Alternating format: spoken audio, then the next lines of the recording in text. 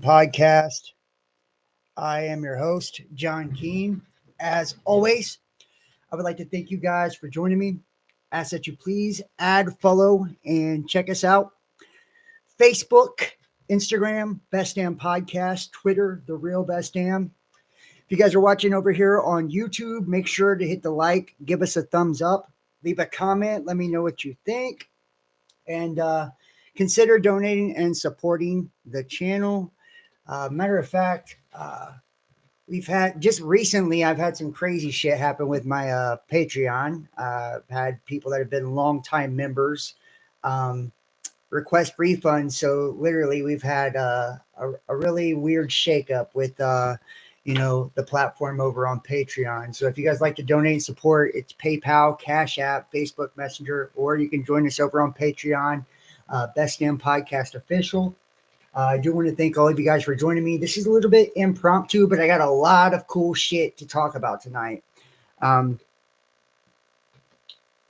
I just want to say first and foremost too, like uh, it has been challenging to say the least. In today's day and age, to try and speak truth or to try to speak your truth when it seems to contradict what the masses, the general consensus of what our reality is. You know, as you guys know, you know, a lot of us within, the truther community have dealt with things, like, hopefully we're coming through clear. A lot of us within the truther community have, and let me know if we are coming through clear. Let me know if you can see me and you can hear me. Yeah, but a lot of you guys within the truther community, you guys may be familiar. I've dealt with directed energy weapons. This has been an ongoing thing. Witchcraft, uh, as a targeted individual, just, it never seems to have an end, you know, with the harassment, the censorship, the deplatforming. I mean, a lot of you guys have experienced this too. It's like whenever you go against the grain, you start to speak your own truth, and you're not capitulating to the left right paradigm. You start to see friends slip away, family slip away, lovers slip away. You know, a lot of people will turn their back on you because it makes them uncomfortable. They don't want to make waves, they don't want to stand out. Most people are afraid to speak up, for what's right. Most people are afraid to speak up for themselves, and most people are afraid to point out, what's going on in our world today. We have a lot more people that are starting to do it. A lot of the people in this community are very brave people. They've, and think about just what happened during COVID and all of that. How many people lost their jobs by standing up for what they believed in? Not to mention, how everything has been so politicized over the last 8 years. You know, um, you can easily be demonized today, just by simply disagreeing, with what the general consensus is. And it's like, especially those of us that have kind of like seen past the illusion, we point out things, and you have the left and the liberals that believe you're a alt-right conspiracy theorist because you don't believe in their nihilist, atheist, trans agenda that they continuously push onto people and shove it down our throat, and all of the virtue signaling, and they're force feeding it to us day in and day out. And then you have the right too, right? If you don't go along with the whole pro-Trump regime and believe that he's the savior, and that he's actually here to knock the deep state out, when we know that nobody could get that fucking office. Nobody could get that fucking office if they wasn't already in bed with the globalists to start with. And if we just look at his background, he's clearly a Zionist, you know, uh, very closely connected with the Jesuits, and it goes on and on and on. Not to mention, his connections to Freemasonry as well. But those people, if you say those type of things, they call you a snowflake and a liberal because people can't see past the two choices, right? They can't see past the two choices. To them, that is all that exists. That duality, that dualistic mind state. It's like Christ talked about how the narrow gate, that's the way. And you can kind of see now, like what he was talking about, like what's being described when we're talking about the narrow gate, right? It's walking that tightrope between the duality, between good and evil, between left and right, between black and white, between all of it. Today, we're going to be talking about some pretty interesting shit. Trump is now, and one would pretty much believe that this is going to come along with his close associations to Elon Musk. He is now pushing the AI agenda. He recently spoke at the World Economic Forum, so we got some goodies from that as well. There have been recent nuclear exercises. We're going to talk about that. And of course, now they're coming out talking about, don't take the jabs anymore. And, a lot of these things when it comes to, and we got to be very careful of what we say, because even though the executive order that was supposed to make a federal mandate, to ban censorship, we know how these platforms work, and they're fucking snakes, right? They're weasels. And any wrong wording, that'll land you medical misinformation and all different types of things. I can't tell you how many different times I've been slammed, especially here on YouTube. You see the Pizzagate gunman been killed by police. It's like one crisis acting event after another. One crisis acting event after another. We have the JFK files that have been released, Martin Luther King files that have been released. Now they're telling you too, all of that 23andMe DNA mail-in shit. Yeah, the military is warning you, don't do that. People like us was telling you don't do that a long fucking time ago. But I mean, does it really matter if they have your DNA, if they have your genetics, if you have taken something that literally fucks with messenger RNA and has the ability to manipulate, and send codes to your genetics to alter you, at a genetic level? Would it really even be, something to worry about at this point? And, over 90% of the population, they participated in that. We're now seeing a lot of articles that are saying that the unvaccinated, they knew the whole time and they didn't tell the people. It's just fucking one thing after another, when we look around today. And, and people can call it fear porn and doom and gloom, but it's like, it's important to see these things, and it's important to understand these things, not because, you need to be afraid of it, because, most often people fear what they don't understand. It's that way you can have a grasp on what's taking place, and you can have an understanding on what's taking place, and you won't be duped. We've all been had, time and time again. At least I have, and I feel like it's being humble enough to admit, that we've fallen for the programming, that we've been brainwashed, that we've been duped. These politicians have tricked us time and time again. The media has got us time and time again. But just like now that we can see the patterns, now that we can recognize what's taking place, it's important to point it out. That way other people don't fall victim to it as well. And that way we don't help to create and manifest this new world order, this one world system that they are trying to get us to manifest. Now, remember, these news cycles, it's very powerful because we are all conscious creators, right? We attract and we manifest consciously.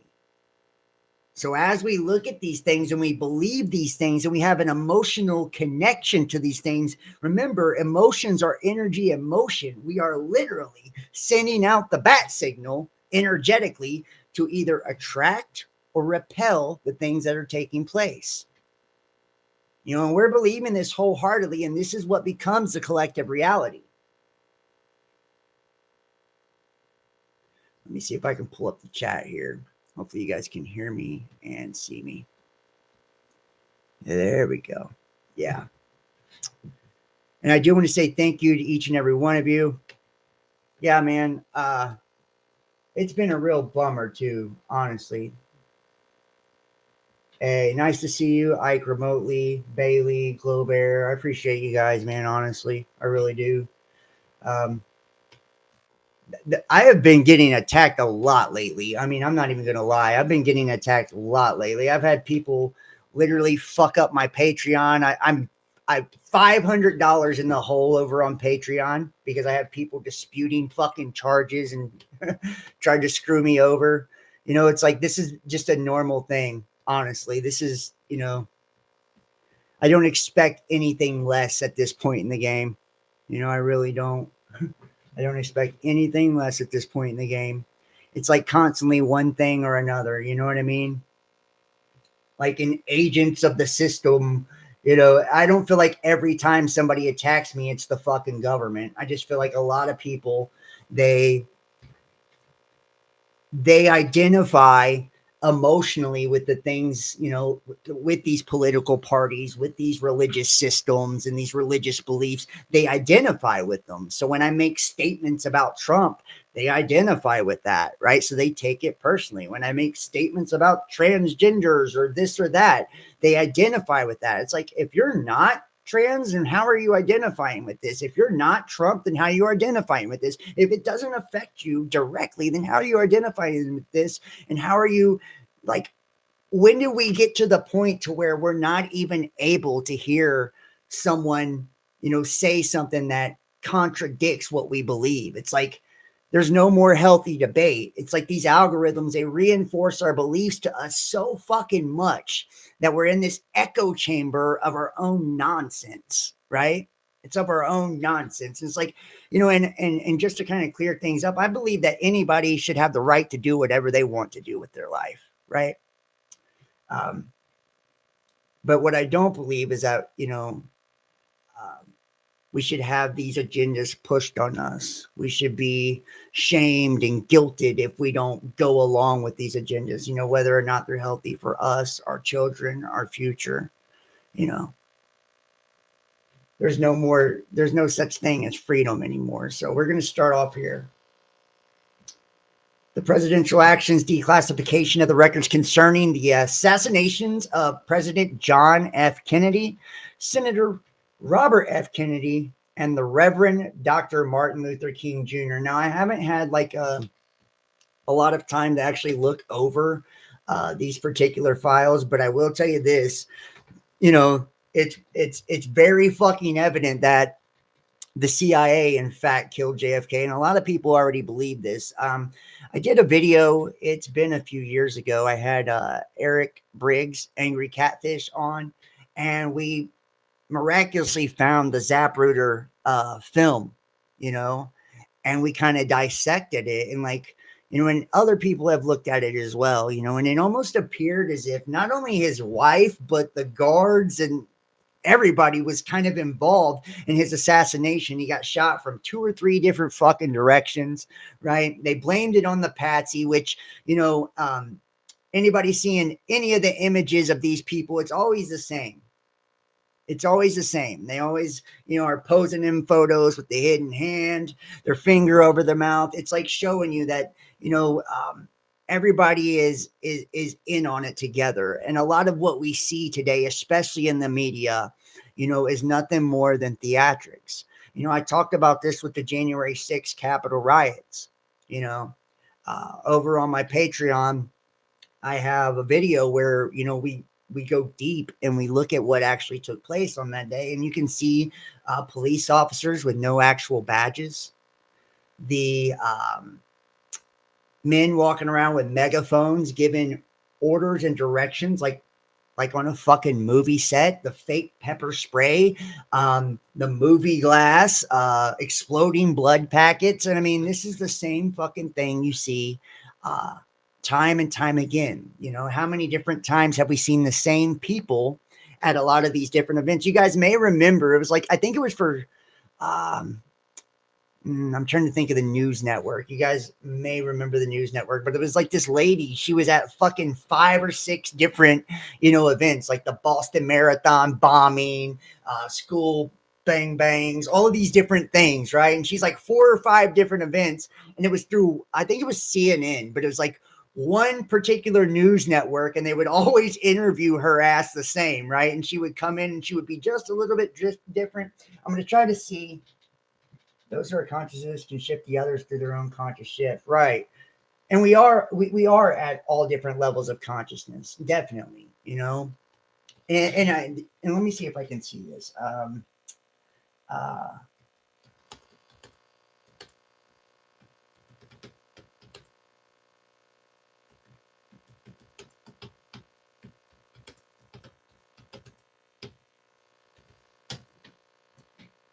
let's see if we can see. They probably scrubbed this from, yeah. Yeah, I'm trying to think of her name, man. I'm trying to think of her name. You guys may remember it. Um, but literally it was like this, the same fucking ladies. They're like 4 or 5 different events, the Boston Marathon bombing. Let's see if we can pull up that.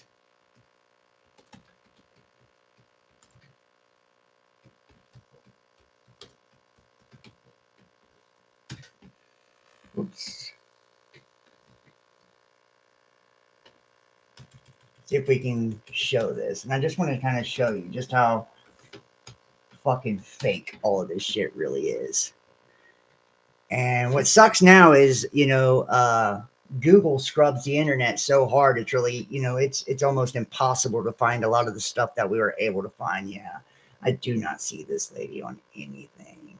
Let's see here. Let's see if we can find her here.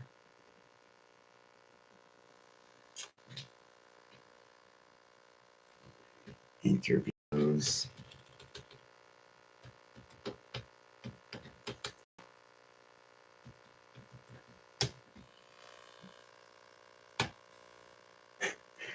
And what's crazy about this too is like anytime you see like the shit with the schools too, like Parkland and Las Vegas and just a lot of these different things, man. One of my first viral videos was the Las Vegas shooting, and it was like, they had the helicopter. I got a video of the helicopter, and it looked like they were shooting right out the side of the helicopter. It's like one fucking lone wolf guy is supposed to do all this damage at a concert, um, and it's almost like the same goddamn story every time. Every time we see the same story every time. It's always like a lone wolf. It's always some form of like gun control to push something, some particular agenda. Let's see. I wonder if this is her. I think this is her right there. I think this is her. But yeah. Anyways, we've seen like the same fucking people. My point being, we see the same people at these events time and time and time and time and time again, dressed up just a little bit different. The same thing with like, you guys have ever seen like the Challenger astronauts. All of a sudden they all die, on television, or at least that's what we all seen or witnessed, and it's like, then it comes out like they got like twin brothers and people that look very, similar to them and in very similar jobs and in very similar fields. The same thing with Neil Armstrong and Yuri Bezmenov or whatever, right? The fucking Russian cosmonaut and then the American astronaut. They look to be the an identical person. It's like everything that we're seeing, and because people believe what they see on television, they believe it. It is to them, it's real, and perception is reality. So when they see the moon landing on TV, no matter how unrealistic that was, and especially looking at the fact that we've never been back since, that we've lost the data to be able to go, it don't even make fucking sense, especially if theories pan out the moon is actually plasma, then no one even be able to stand on that motherfucker.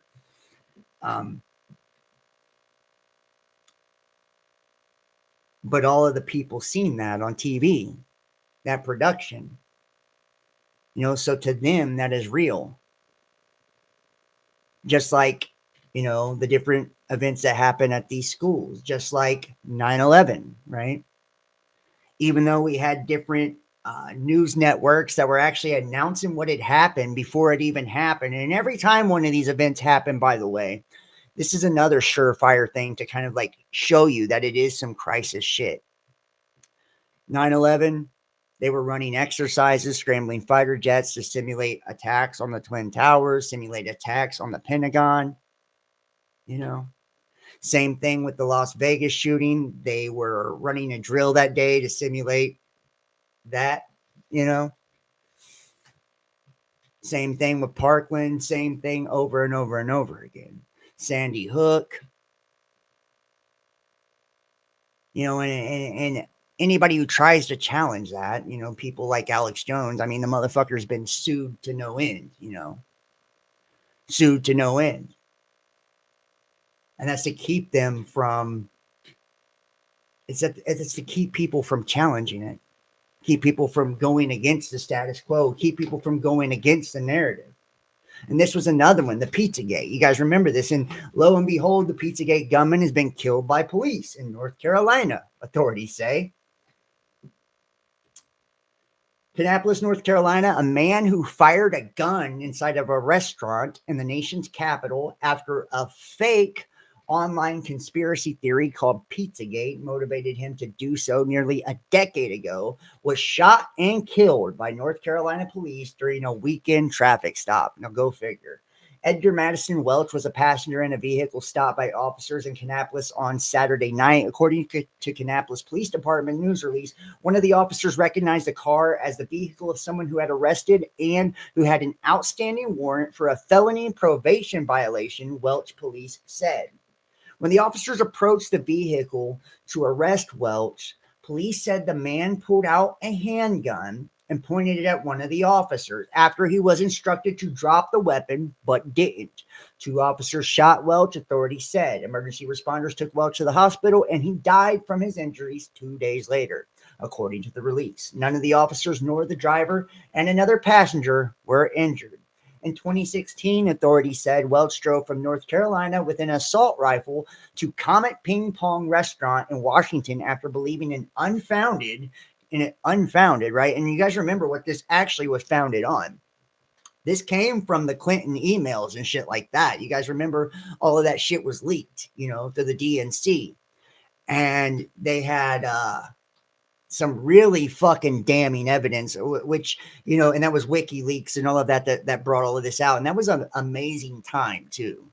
I feel like that was a shock to the culture, it really was a shock to the culture. People had heard about these things, the fucking pedophilia, the adrenochrome, human and child trafficking, all these terrible, terrible atrocities for so long, associated with these satanic ritual abuse and all of this, and that this was taking place at the highest levels of government. This was taking place, with the huge celebrities. I mean, you name it, right? But the wealthy, the rich, the prominent, the famous, these are the people that was believed to be doing this, and as part of their their ritualistic cult. And you got to think too, this secret religion or secret cult, everyone that you see on your television is a part of this cult. Everyone. I don't care if it is, people in the music industry, if it is Hollywood actors, if it is politicians, it doesn't matter. Democrat, Republican, it doesn't matter. And that's why I say shit like there are two wings to the same bird. Because ultimately at the end of the day, and you got to think too, that when they are initiated into these mysteries and when they are initiated into these brotherhoods, these fraternal orders, they take off their fucking wedding ring. They take off everything. And the reason being is because their allegiance to the brotherhood, to the order, comes before everything, even their wife, their religion, all of it, right? So when they're taking oaths to protect the country and serve the citizens, or right, I mean anything, especially when they're public servants, public servants shouldn't even be allowed to belong to these brotherhoods because they are taking oaths that supersede their duty as a public servant, you know. And that's just my opinion. But when they take these oaths, their allegiance is first and foremost to the cult that they belong to, right? Then their wife, then then their job as a public servant, all of that. Then all of that comes after. And if their job or anything like that is conflicting with what the agenda of their club is, right, then the club comes first. That's why they're stripped down naked and they take off their wedding rings and all of that, right? When they're initiated, blindfolded, all of this because they're coming in from darkness into the sublime light, into the enlightenment of Lucifer, right? And if you look at these, and even thinking about it too, Bohemian Grove and all this, all the, President, Kid Rock, everybody, right, has been to Bohemian Grove. Alex Jones did an undercover, which he's part of this too. A lot of people believe that Alex Jones is another shill that was actually had an identity change. And I'm trying to think of the actor he was Bill Hicks. He was a comedian, is what they say, who died from pancreatic cancer at like 32. Then all of a sudden, Alex Jones pops up, same teeth, same ears, everything, same best friend, same company they work for, all of it. I mean, this is like what they do, right? It's like they reassign people and they put in their own agents, for their own purposes, and we've even seen people on the Alex Jones show accidentally call him Bill, and whether you believe this or not, and see, and this is where people get lost in all of this, because when you start telling them, that, and I don't know about the cloning and all that shit, but I'm just saying I do know that I have seen things like Yuri Bezmenov and Neil Armstrong that appeared to be the same person, Bill Hicks and Alex Jones that appeared to be the same person. I don't believe that it's above the CIA to change somebody's identity and use them, and you got to think too, the CIA. Um, what is really dangerous about them, and this is what JFK and shit was warning about before he was assassinated, was this conspiracy, these secret societies that their whole agenda is to undermine the system, and to they're bringing an outcome. They're trying to bring an outcome, and it's this one world system. So when you see like Trump and shit talk about all the nationalism and shit like that, he's just dressing that up. This is just him, having a presentation, giving you what you want to hear because it's controlled opposition. Alex Jones is the same thing. He's given permission for what he can tell you, you know. And you can remember when all these email leaks came out and they were very damning evidence, Barack Obama and all of the hot dogs and fucking Hillary Clinton and the children in the fucking hot tub. It was very bad. They scrubbed the fuck out of that from the internet. They censored the shit out of that from the internet, and demonized anybody and anyone connected to that as well. And you guys remember the whole QAnon movement and all of this shit, right? How many different people went down smoking, right, for even covering this kind of shit? The YouTube channels that used to be around that specialized in this niche are no more. You can't even discuss this kind of shit online, let alone, hopefully you guys can hear me and see me. Yeah, Alex Jones looks different now. I've heard that too.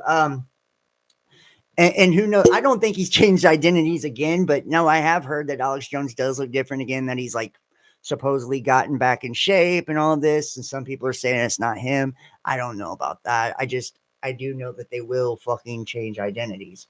So, you guys remember Comet Ping Pong Pizza, and this was, the whole pedophilia, the symbolism for pedophilia, in pizza and the code words that they use for this as well for pedophilia, they try to dismiss this as one big giant conspiracy. And then here we see the guy that was actually involved in this. Now he gets smoked at a routine traffic stop, right? 2016 authorities said Welch drove from North Carolina with an assault rifle to Comet Ping Pong restaurant in Washington after believing an unfounded conspiracy theory that the prominent Democrats were operating a child sex trafficking ring out of the pizzeria. And if you remember the video too, I don't know if they even have any of this shit up on YouTube anymore. I'll try to find some. Hold on.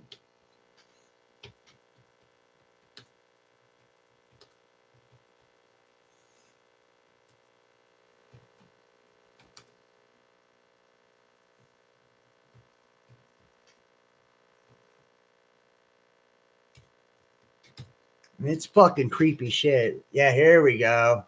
Let's see if we can pull this up here. Anyway, here we are together, and you all are very grateful that you are below a Subway sandwich shop. Yes! And Jerry is known to hang out down here. He likes the world sounds. Tamales. And little boys. And children. I think that was his manager. No. And little boys and children. We all have preferences. Anyway. Shit is fucking creepy. And this is at Comet Ping Pong Pizza. And they see talking about this underground Subway and that they like little boys and everybody has preferences, and this is like, a lot of the shit that was coming out when all this came out, and they can call it a conspiracy if they want. It's up to you to believe. I'm not trying to tell you what to believe, but you can see after believing the unfounded conspiracy theory that the prominent Democrats were operating a child sex trafficking ring out of the pizzeria, the fake theory, dubbed Pizzagate, began circulating online during the 2016 presidential election. He entered the restaurant armed, and as a customer fled the scene, Welch shut at a locked closet inside. After realizing there were no children held captive in the pizzeria, Welch peacefully surrendered. No one was injured. At the time, Comet Ping Pong's owner, James Alefantis, you guys remember him too, said the conspiracy theory and subsequent violence from it traumatized him and his staff. Welch later pled guilty to interstate transportation of a firearm and ammunition and assault rifle with a dangerous weapon in 2017. His judge, now Supreme Court Justice Ketanji Brown Jackson, subsequently sentenced him to 4 years in prison. City of Kannapolis Communications Director Annette Prevette Keller confirmed that the man who died was the same one involved in the Pizzagate incident. The shooting and death of Welch, a resident of Salisbury, is under review by North Carolina State Bureau of Investigation. Officers who fired him are administrative leave per the department's protocol. And speaking of like underground shit, let's see if we can find this here. And they're finding more and more of this shit, actually. Tunnels and shit like that. And it's like, I used to think this was such bullshit when I would hear, the Trumpers and shit like that. They would talk about these underground tunnels and shit and how children were being saved. And I'm not saying that any of that has even happened. I don't believe any of, and you can see here, I don't believe any of the Pizzagate, the QAnon bullshit, where they actually, where Trump's been making underground arrests and all this shit. It's just fucking nonsense, if you ask me. But here you go. A year ago today, the tunnels were discovered under synagogues in New York City. Stained mattresses and baby high chairs were found inside. A year later, no real conclusions. Do you remember this video? A hidden tunnel was discovered under a synagogue right in the heart of Brooklyn. Hard to believe, right? Let's dig deeper into the story. Directly to the tunnel. Sorry, we're supposed to show an actual tunnel video. It all started when videos began circulating on social media, primarily on X, showing an altercation between Jewish Hasidic men and New York police following the discovery of a secret tunnel under the global headquarters of a Jewish movement named Chabad Lubavitch, commonly known as 770. The brawl began when the group's religious leaders dispatched cement trucks to seal the tunnel's opening, with no police presence inside. Proponents of the tunnel then turned violent and tore off wooden panels inside the synagogue. The police were only then called to the scene and arrested 9 people. The leaders refused to say when they found out about the tunnel, although word of their existence had been circulating around the community over the past few weeks, according to several worshippers. Those in favor of the tunnel said they were carrying out an expansion plan long envisioned by Rabbi Menachem Mendel Schneerson, a key figure in the movement. Some of the group's adherents believe that Schneerson, who died in 1994, is the Messiah and is still alive. Those who built the tunnel reportedly held this belief. They'd set out to carry out this expansion plan by connecting the synagogue to the whole empty space behind it, 21-year-old Zalmi Grossman said, adding that it was what the rabbi wants and what everybody wants. In February 2023, the founder of an initiative named Expand 770, Levi Jacobson, expressed the same desire and conviction. The Rebbe urged that each and every Jew should participate physically and monetarily with Expanding 770. Following the brawl with the police, Mari Seligson, a spokesperson for the group, condemned the construction of the tunnel, describing it as an act of vandalism committed by a group of misguided and extremist young men. Although social media is filled with theories linking the tunnel to child trafficking, exactly why they were built and what they were used for remains a mystery. Yeah, remains a mystery, right? Exactly what they were built and what they were used for. And we've talked about this too. And hopefully this video stays up. I feel like I'm going in a pretty wild direction here. So if you're in the chat, make sure to hit the thumbs up. But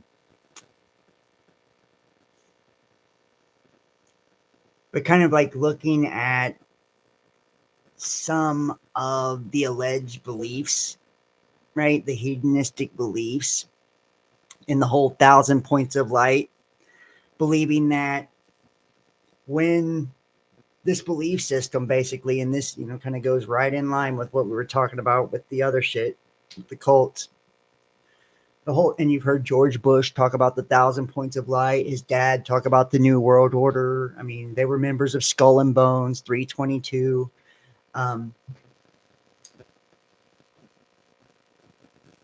But the 1,000 points of light is basically the concept that when the creator created everything, that there was so much light, right, that it was even trapped in darkness. So basically the only way to ascend is to descend, right? So that's why they do these practices of orgies and they do, right? They literally have rituals where they all come together and, and do their orgies and all of this, because that is, to descend. That way they can extract that light out of that darkness, out of that matter, right? The only way to ascend is to descend. And this is like a whole form of hedonism. And there are many people that even speculate that what took place during the reign of Hitler, right, and the Holocaust, which Holocaust means a burnt offering, right? So this is like a mass ritual as well. And what the genocide that took place then, that it was removing the prominent families that did not believe in the hedonistic views, right? They didn't subscribe to those views. So they were the ones that were actually put into those camps. I mean, and you can, like I said, this is speculation, pure speculation. I'm not telling you that this is the way it is at all. I'm just saying this is what some of the theories are out there when it comes to this, And like I said, we really we're just scratching the surface on a lot of this shit, honestly. And speaking of Hollywood and all this, there's another little girl that was, probably sacrificed as well, so, and it is a shame to see what is taking place, honestly, and what continues to take place. And it's hard to kind of even try to put this stuff into words and put it on a platform like this without really, getting myself slammed, because it's most of what we see in the media, and this is just my opinion, most of what we see in the media today, and that's why you'll see like a direct correlation with numbers, numerology, astrological alignments, and astrological events. Like, all of the lockdowns took place on Saturn, Uranus square, right? Astrologically, every time they locked back down during COVID, right? The spiritual meaning of COVID, if you invert the word, it's Jfk 91, which means to be possessed by an evil spirit in Hebrew, right? Just very, very weird shit. Like when you really start to dig into all of this shit, and the same thing goes with like I said, like these burnt offerings and shit. When you look at what takes place with the directed energy weapons for a lot of the fires and shit like that as well, right? Like the fact that none of the grass burns and it all appears to be like electrical fires. And of course they say that it's because of the winds and they blow over the power lines and all of that. But you guys can remember Paradise, right? And that's when they really started cracking down on censorship as far as like what we were able to show. But I can remember the videos. It looked like fucking Terminator 2 Judgment Day. It was literally people in their cars. They were skeletons holding onto the steering wheel, and the entire cars were melted. The entire cars were melted. And isn't it funny how every time we do see, these things like these fires, and it's like, are these sacrifices? Are these, and by putting them out into the collective consciousness, right? And there's kind of like a school of thought that goes to this, like with the Roman circus. It's like this form of purification for the masses. Whenever they have these, very dark rituals that take place, whether it is, fires or underground tunnels or school, or bombings or whatever, right? That these are rituals, and the people that pass are sacrificed. That's why they'll take place on specific dates that correlate to certain numbers in numerology. That's why they take place, like I said, on specific astrological alignments, because they're invoking astrological energies. Remember, the planets are conscious, right? These are entities, And also, you'll see a lot of the symbolism as well that takes place with this as well. Like the images that they show will invoke certain things, and that's neuro-linguistic programming. They're meant to invoke like certain emotional responses, right? To get you emotionally engaged, because emotions are energy in motion. When you're giving off that emotion, right, you're giving that energy, that focus to what's taking place, right? So you're essentially fueling that ritual, and the fact that you're believing it as well, you're believing what you're seeing to be true, you're creating that also, so you're participating actively within these rituals. I mean, just think about CERN and the Large Hadron Collider, and when they fucking did all of the Luciferian fucking rituals there. It's like the fact that people haven't caught on to this point, or the fact that people literally consider all of this to be conspiracies, is just fucking mind blowing. At what point, do you say, okay, well, this ain't no longer just a coincidence, There's no such thing as fucking coincidence, if you ask me.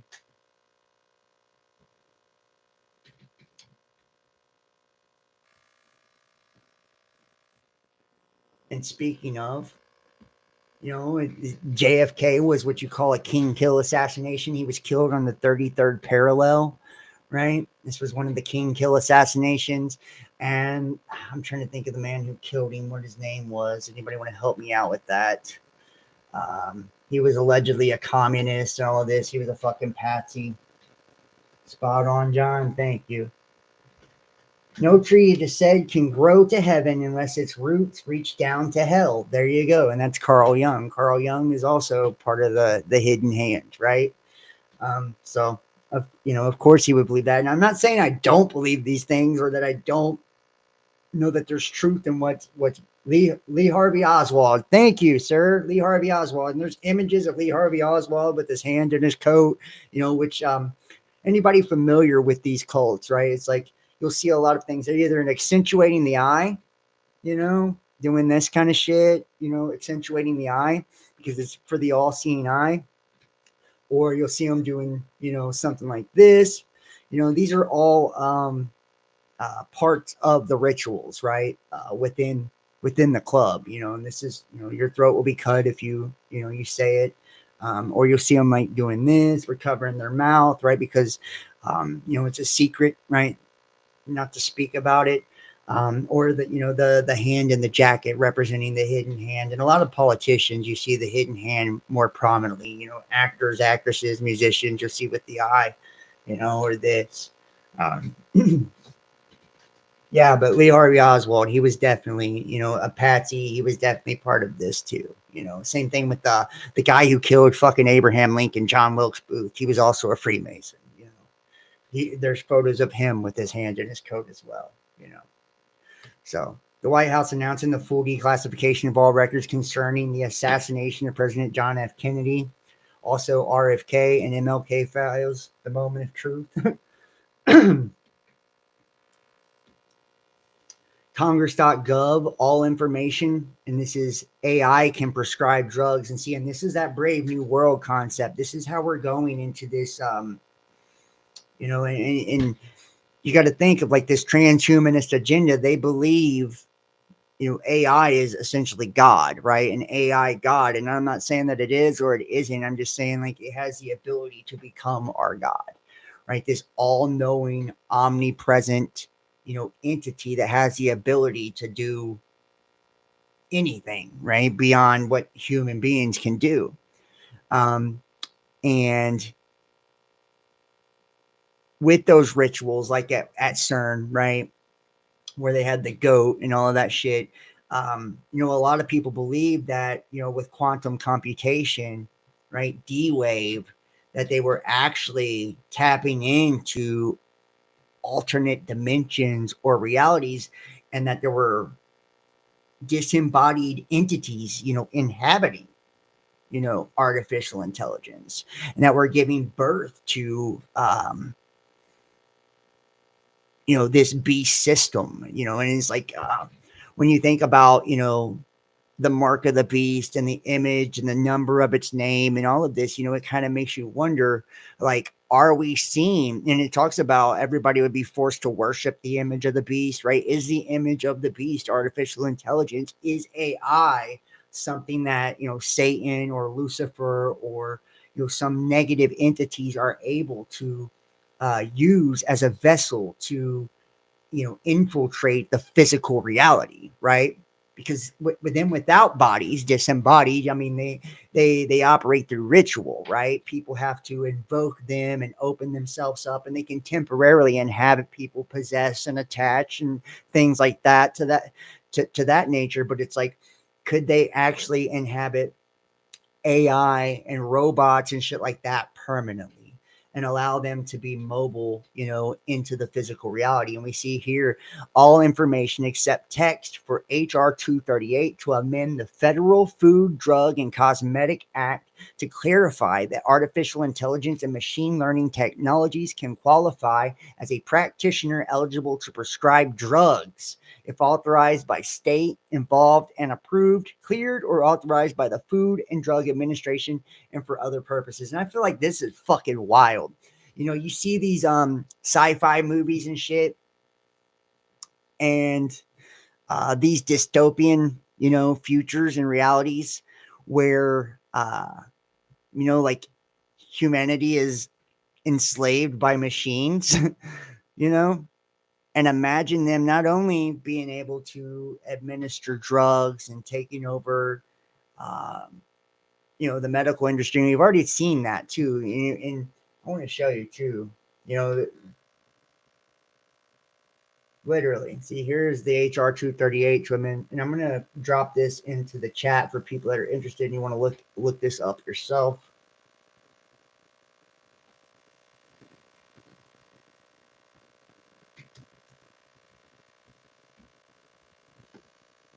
I also want to show you too, right?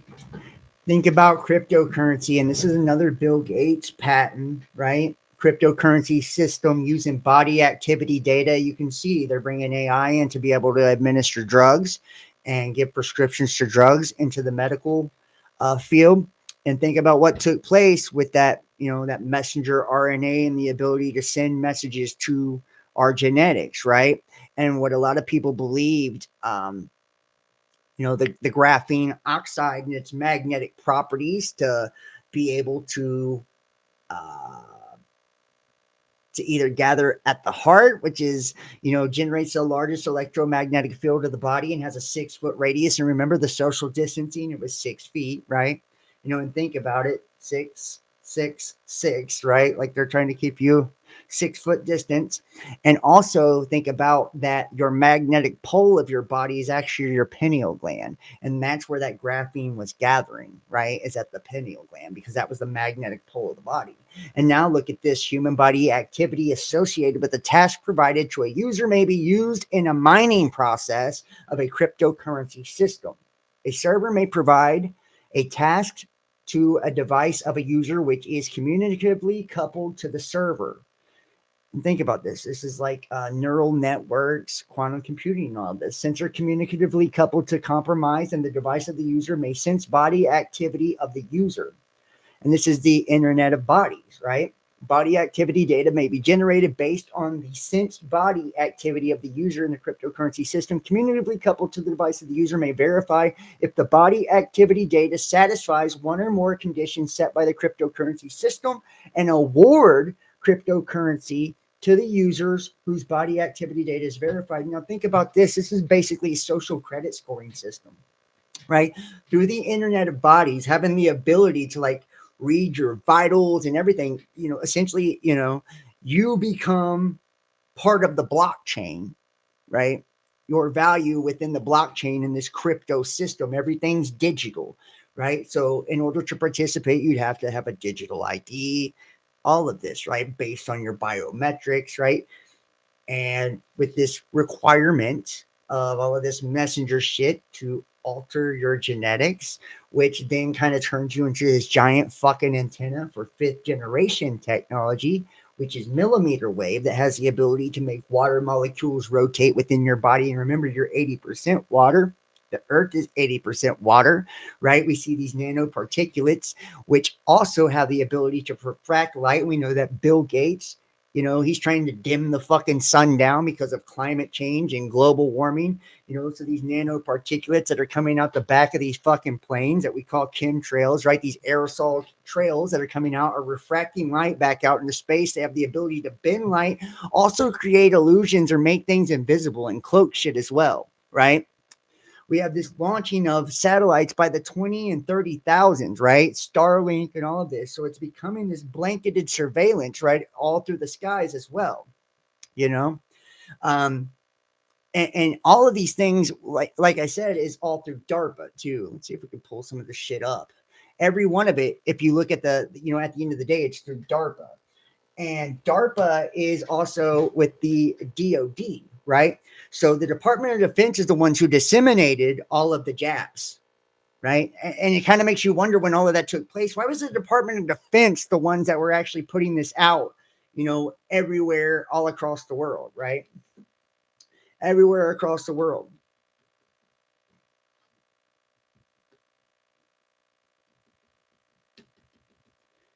DARPA launching the satellites to communicate with the biometrics. And remember, it was called the app eject delivery system. It was a dual delivery system with one was the inject, and the other was a what do they call it? A microchip, right? A microchip is what it was. And they said that wasn't inserted into people. That was just for the tracking and shit like that. But it's called the app eject delivery system, is what they used to, poke everybody when they were putting that messenger RNA out into the population with that graphene oxide and its magnetic properties, right? Like I said, which correlates to the pineal gland, which is the magnetic pole of your body. It is your spiritual antenna, right? And it has the ability to destroy that spiritual antenna, right? And if you think about the nanoparticulates, you're now able to communicate with this blanket fucking, you know, frequency of the 5G and 6G, which has the ability to read thoughts and everything, you know, that has been placed out into the atmosphere. It's like essentially turning people into cybernetic organisms. You know, it's like everybody's becoming cyborgs. And if you think about what they're doing with D wave, right, in this delta wave, which is the sleep wave, right? Essentially putting the consciousness or the spiritual consciousness of all of the population to sleep that way, then, you know, through frequency, radar, all of these different frequencies that are emitted through towers, you know, radio frequency, television, so on and so forth, right? They have the ability to tap in, right, into everybody because they're now essentially antennas walking around. And you know, if you think about AI, you know, it's given this power to, you know, it's got real-time prediction power, right? We know that you know, now it's given the ability to, you know, write prescriptions, and we, you know, we can only imagine where it's going to go next, you know, before it's passing laws and giving citations to people. And it's like you can see where all of this is going, right? To where it truly is not only a police state, not even a police state, a surveillance state, right? This dystopian future of where everybody is essentially transhumanist, whether they want to be or not, because they're putting this shit in our food, they're putting this shit in our water, the shit's in our air. It's like you almost can't help but get these heavy metals within your body. And that's why there's such an increase in juvenile diabetes, Alzheimer's, Parkinson's, all of this, because of frontal lobe damage from the aluminum, you know? And it's, you know, and it's absolutely insane that nobody says anything about this. And we continue to, and think about too, and I want you to think about this also with, you know, Elon Musk, that is, you know, the big funder of Trump's 2024 fucking campaign, right? His big run. You know, this is the guy that's trying to put neural lace in everybody's fucking head. You know, just saying. This is the guy that's trying to put neural lace in your fucking skull. You know, everybody thinks that he's such a good guy and that he's, you know, all about freedom of speech and shit like that. No, he's not. You know, he got Twitter, you know, to control the narrative, to control social media. Now you see Zuckerberg jumping on as well. Facebook, Twitter, all of this, you know, and it's like you can see the Trump regime now at this, and I do believe that in 2016, what we've seen was like a, you know, a coup d'etat by the military, right? Essentially overthrowing, um, you know, the executive, legislative branches of the government. You know, it's like through it, it became like the military was in charge, and that's why Trump was so heavily backed by the military. That's why you've seen national emergencies being declared left and right at that point, given emergency powers in order for them to roll out all of the you know, the mandates and shit like that. And notice that it was circumventing the U.S. Constitution. People weren't allowed to assemble. They weren't allowed to have free speech. They weren't allowed to do all these different things because their rights were being violated because they were being ordered, you know, to comply with things that, you know, were unconstitutional in nature. You see, in the last 4 years that took place, and at the end of his fourth year, the Transition Integration Project, where there was this transition of power, right? 30,000 National Guard troops occupied the Capitol, right? Never seen anything like it, where the federal government is shut down. It was almost like, you know, as this transition of power had taken place, it was like the fall of the United States. Over the next 4 years, you've seen Biden. He was just a president in name, right? You could see him like looking off to the side, being told what he could and couldn't say. And, you know, and he would even say it like, they told me I could say this, or da da da da. You know, he was senile as fuck, you know? And now Trump is back, and it's like people are, because of the last 4 years, and because people believe what they're shown on television, they believe their perception is a reality. They believe the shit that they're fed. They believe that he's actually one of us. They believe that he's actually fighting the fucking deep state and the new world order and all of this. It's fucking insanity if you think about it. Just like they believe they should trust the plan for QAnon and all of this, even though, you know, that entire movement got fucking demonized and they were all deplatformed and, you know, criminal charges and all of this shit, right? Seditious conspiracies. as they're being told that he's making underground arrests and shit for child trafficking, and that, you know, arrests are coming for all of these fucking pedophiles and shit like that. It never fucking happened. Pizzagate and all the shit, it was just rolled out that way people could see it, right? And like I said earlier, this is like the Roman circus. It's almost a type of ritual, right? What they do to the masses. So as they're doing their rituals, right, of sacrifice and things like that, they then act it out for the population. It's almost like a purge or a cleansing of the population because they are playing along, right? They're participating in the ritual. They're just doing it unconsciously, you know? They're doing it unconsciously. Even back then, you know, in the days of Rome and shit like that, they were doing it as well, you know? So they would have, you know, the gladiators and shit like that, that bloodshed, right? Shedding blood as a form of like purifying the masses. You know, we see it now, like sporting events and shit like that. It's the same thing. And now television and propaganda and all the shit that you're being fed through the programming, you know, you are not only participating in these rituals, but it's also, you know, cleansing them or abstaining them from any guilt because you're participating willingly. You know, by giving your vote, you know, you're giving him permission, right, to represent you. You're giving them permission to represent you. You're giving over your power and your sovereignty. That's why everything, you know, in law is like according to maritime law and shit like that, right? These are actually the laws of the heavens. These are spiritual laws. Everything goes back to the spirit because it all starts there. It all starts in consciousness first, spiritual realm first, right? And they bind it there first, and then it's bound here on earth, or vice versa. They bind it here on earth to bind you into the spiritual realm. That's why you're born into bondage with your social security number. That's your bondage number. That's your slave number, you know? And see, and people they don't believe these things. You know, it's like, because it sounds so fucking fantastical and so fucking nefarious, you know? But you can see, and they definitely won't believe in a depopulation agenda, right? Even though we have these agenda 2030 and all of these, right, for sustainable development, they're fucking telling you with their smart cities and all of this. They're telling you what the agenda is. They're not hiding it.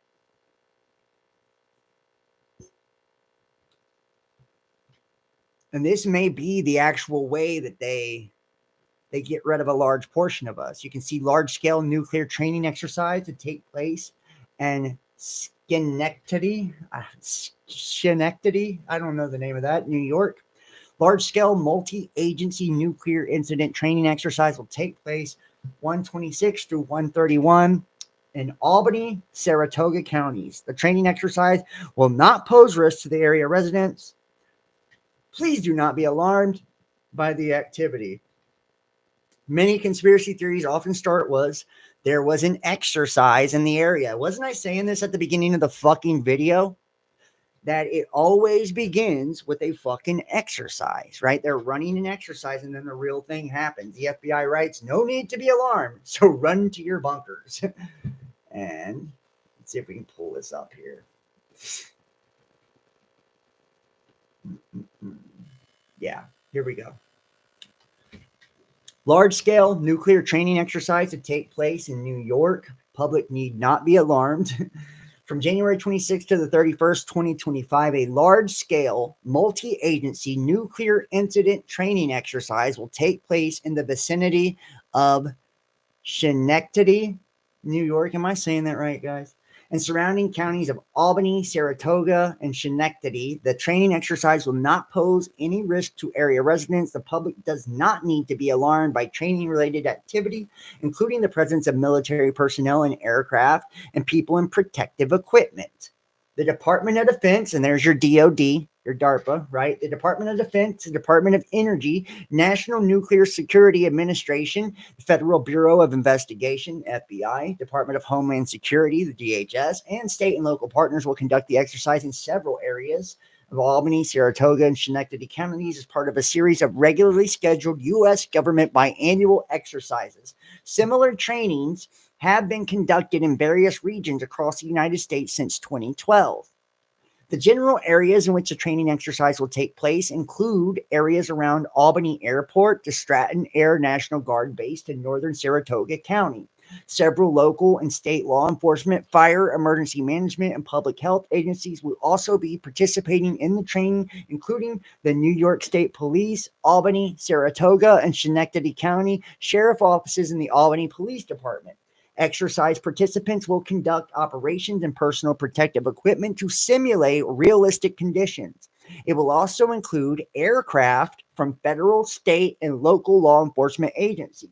The exercise is an opportunity for participating entities to practice and enhance operational readiness to respond in the event of a nuclear incident in the United States or overseas.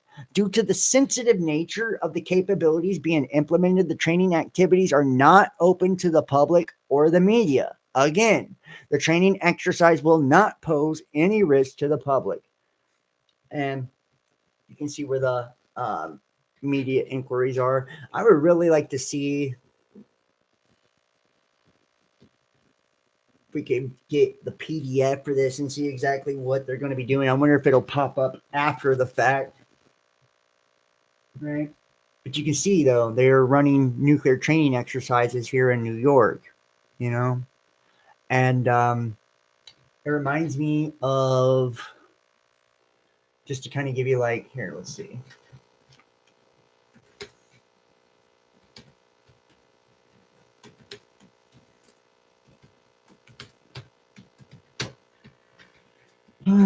Right here, right? The nuclear blast on the back of the $100 bills, right, in New York. You guys may be familiar with that, you know? And they've telegraphed a lot of this shit, man. You know, a lot of this shit. You can kind of see the progression here. See? See? The day after tomorrow. You know, and you can see, man, this is and I don't know, you know, what you believe or not. You know, you can and see there's a nuclear bomb right there. Another right there. See? This is nuclear in New York City. Twin Towers.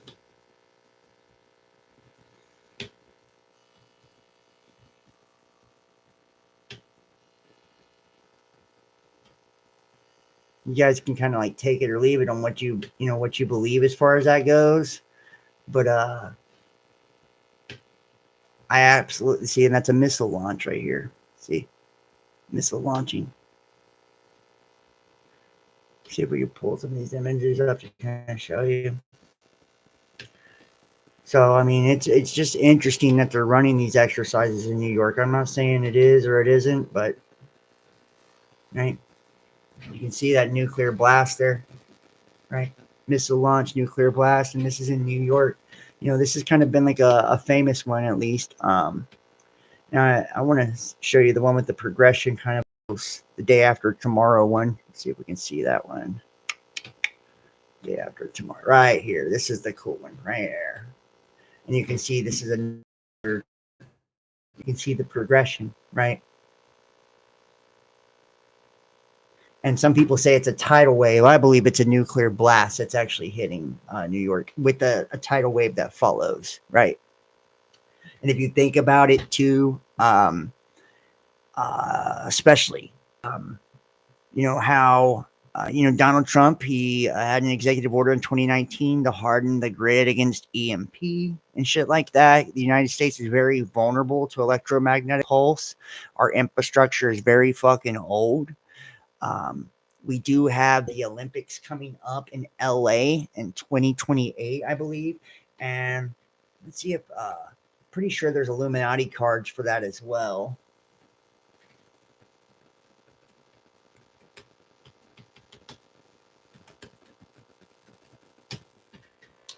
Let's see. Let's see. And you can see here, you know, the attack on the Pentagon, right? California. And it just goes on and on and on. You know, everything that we see here, guys, like we've already seen it happen from Fukushima to fucking everything, right? And here's your transhumanist agenda, blinded by science.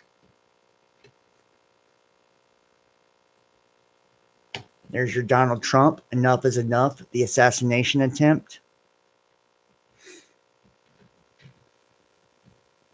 And I do know they have one for the Olympics. I'm just not sure if it's for LA or not.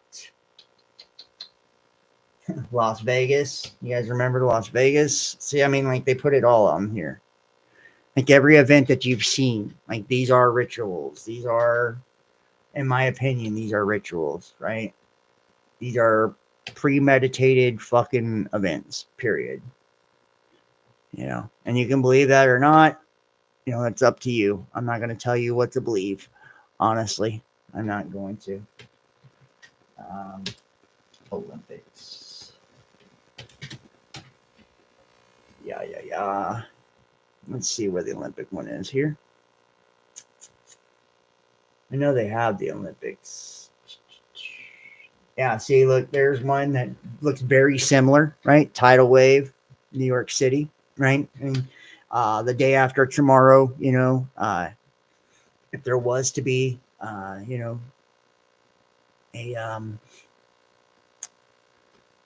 a nuclear blast, and notice global warming. Look, Statue of Liberty, New York City underwater. Just saying, these are very interesting when you look at it. I'm not telling you this is gonna happen or what. Here's another one. Look, New York.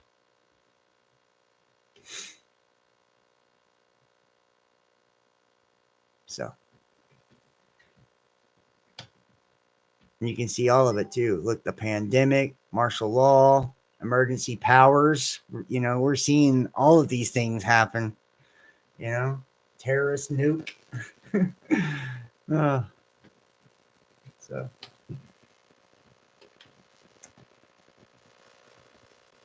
An unsettling message spotted on Google Earth. Help! Traffical human. From a Facebook Google Earth group, unsettling message spotted on Google Earth near Cesar Chavez Avenue, LA. Help! Traffico, LAPD, and federal. Written in debris coordinates.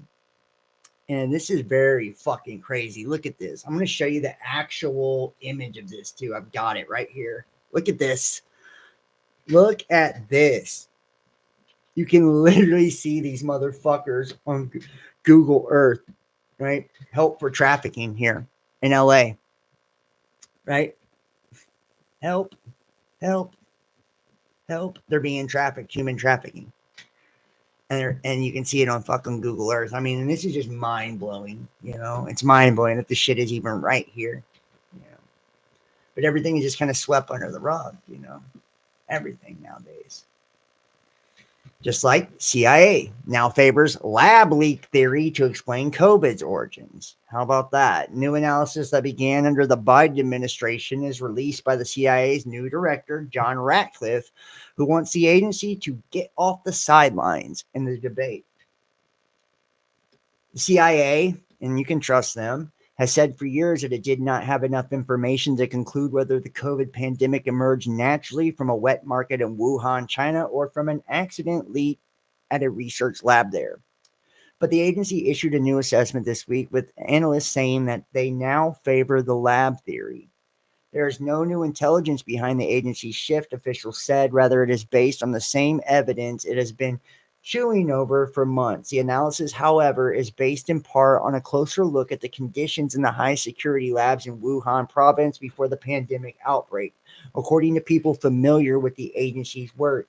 A spokeswoman for the agency said the other theory remains plausible and that the agency will continue to reevaluate any available credible new intelligence reporting. Some American officials say the debate matters little. The Chinese government failed to either regulate its markets or oversee its labs, but others argue it is an important intelligence and scientific question.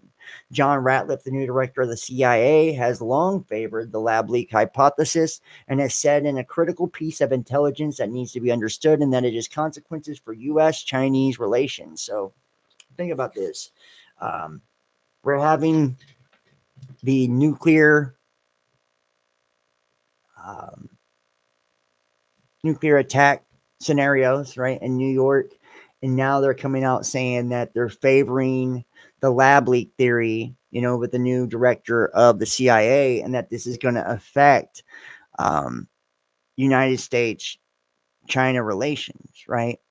And this could be like, and I've always kind of long thought too, and it's like, and you can take it or leave it, you can believe what you want to believe, but that we would actually see Trump. Oh shit! I think I'm not sharing anymore.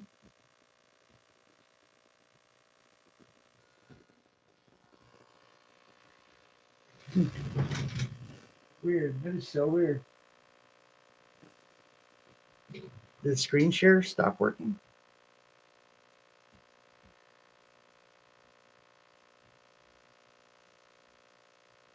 Interesting.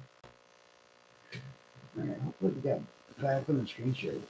I do not know what happened. I wonder how long that happened ago. Okay, so weird. Just a second ago, I guess. So, think about how this affects U.S.-China relations. That's all I'm saying. Like they're literally saying that this is going to affect U.S.-China relations now, and they're now supporting the lab leak theory. And they're running these fucking drills for nuclear, scenarios in New York City. How about this? Alberta task force recommends the halt of COVID-19 vaccines in a new report. And it's like, they're what the fuck is going on? There we go. And if you're in the chat, make sure to hit the thumbs up for me, guys.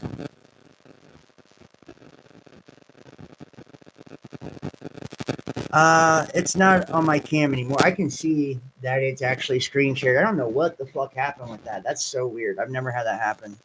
Where it just like literally went to yeah, we're good now. I wonder how long I was taking. Wasn't too long. No, that wasn't too long. It was only a few minutes. Yeah, it looks like it was only a few minutes. After the large-scale nuclear training, I don't know what the fuck happened with that COVID-19 vaccine. But here we go. Alberta Task Force recommends the halt of COVID-19 vaccines in a new report.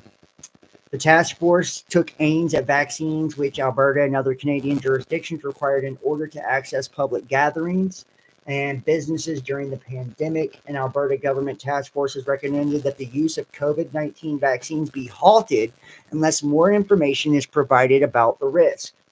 In a report rife with suggestions that can run counter to mainstream scientific consensus, the $2 million task force final report released Friday touched on several points common with disinformation campaigns, such as the effectiveness of public health restrictions and masking, while also recommending some government authorities over media. Now, think about this too. You're literally having this Alberta task force come out and saying, like, halt the shit, right? Stop it. And they're literally saying that this touched on several points in common with disinformation campaigns. So they're now saying this task force is fucking disinformation, right? Because they're talking about the effectiveness of the restrictions, the effectiveness of the masking, right? While also recommending some government authority over media. Alberta Premier Daniel Smith in the fall of 2022 directed the government's then health minister to strike a panel to review pandemic data and provide recommendations. The Globe and Mail in April first revealed details about the task force, which was led by Gary Davidson, a physician who claimed the province manipulated statistics to introduce restrictions and exaggerated pressure on hospitals during the height of the pandemic. The task force composition and report reflect Mr. Smith's skepticism toward how governments around the world responded to the pandemic. The final report, for example, revealed that Jay Bhattacharya was among its 13 panelists. U.S. President Donald Trump nominated Bhattacharya to run the National Institute of Health. In 2020, Bhattacharya co-authored the Great Barrington Declaration, which argued against public health measures such as lockdowns. The 269-page report is a sweeping criticism of the government's response and defense of a contrarian argument, such as the value of drugs, such as ivermectin, which scientists determined were ineffective in warding off and treating COVID-19. The task force took aim at vaccines which Alberta and other Canadian jurisdictions required in order to access public gatherings and businesses. Alberta launched a vaccine passport system in September 2021, and while it ended it in early 2022, physicians still recommend booster shots.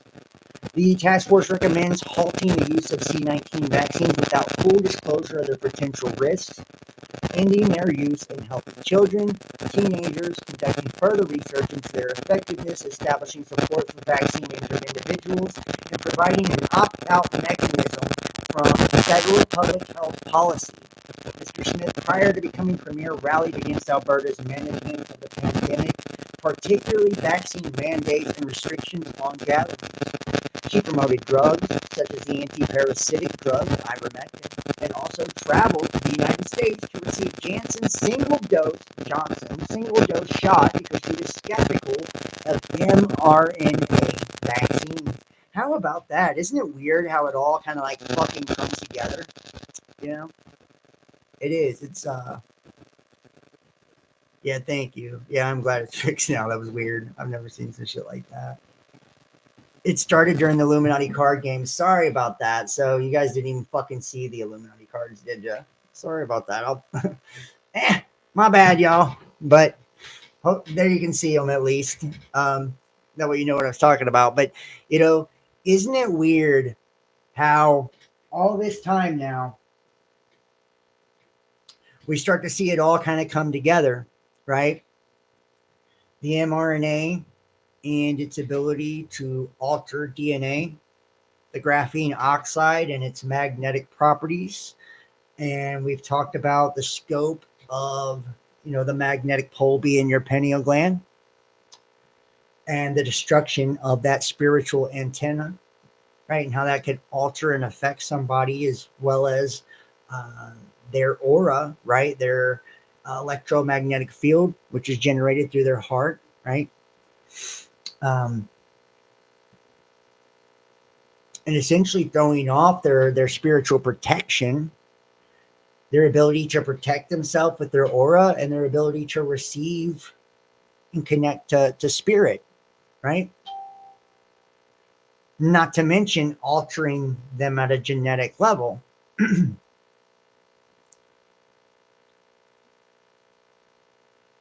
Turning them essentially into antennas for 5 and 6G, right? Which operates on millimeter wave. And like we said, it has the ability to make the water molecules rotate in our body. And that's how they get these active denial systems and all that shit, directed energy weapons, which, trust me, I'm very familiar with. I get teed off on the directed energy weapons constantly.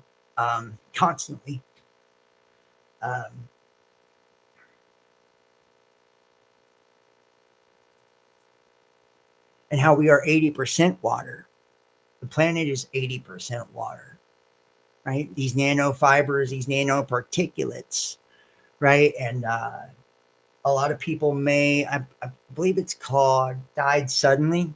It is a documentary that shows, like, they go to the morgue after all these people they passed away, and it shows like all of the fibers that have grown throughout their entire bodies, you know?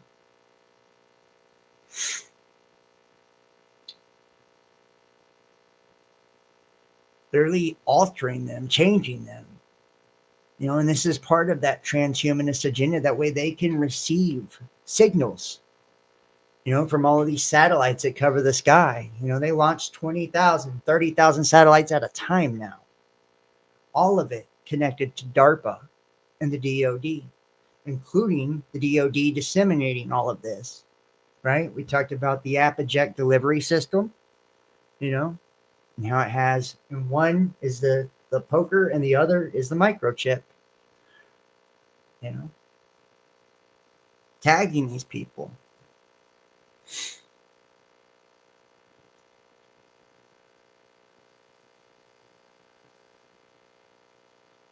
And that essentially it makes population able to be controlled remotely. They're now allowing AI to write prescriptions for pharmaceuticals and act as like a doctor to people. It's only a matter of time before AI begins to pass laws and write citations. The people that are connected to this, you know, connected to these neural networks, right? And what entity is inhabiting the quantum computers, right? These delta waves, these sleep waves that are essentially putting us to sleep consciously. You know, and like I said, Trump and Elon Musk, this is the guy that's bringing in the neural lace, you know? Like, if you don't think the agenda is being rolled out, you better wake the fuck up, man. You better wake the fuck up. You know, we see the rituals played out over and over and over, you know. Ain't nobody being rescued from underground tunnels, but we're finding them. The guy who does the Pizzagate gets fucking smoked, you know. They're practicing for nuclear bombs. Now all of a sudden they're saying, oh yeah, it was a leak in Wuhan, and now Chinese-U.S. relations are bad. You know, it's like maybe even grounds for war. Who knows? And we've seen the telegraph symbolism and the predictive programming of New York City, you know, on the Illuminati cards, on the back of the $100 bill, right? And these nuclear bombs and tidal waves and shit like of that nature. And lo and behold, that's where they're holding the exercise. You know, they're now releasing Jfk, Mlk, RFK, all of these assassinations that were these king kill assassinations, right? That took place through the CIA. The CIA and DARPA basically is running the whole fucking thing. Bill Gates has the patents for the cryptocurrency system using body activity data, right? Essentially connecting everybody to the blockchain, mining your data, mining your body, right? And essentially a social credit scoring system, you know, to decide your worth.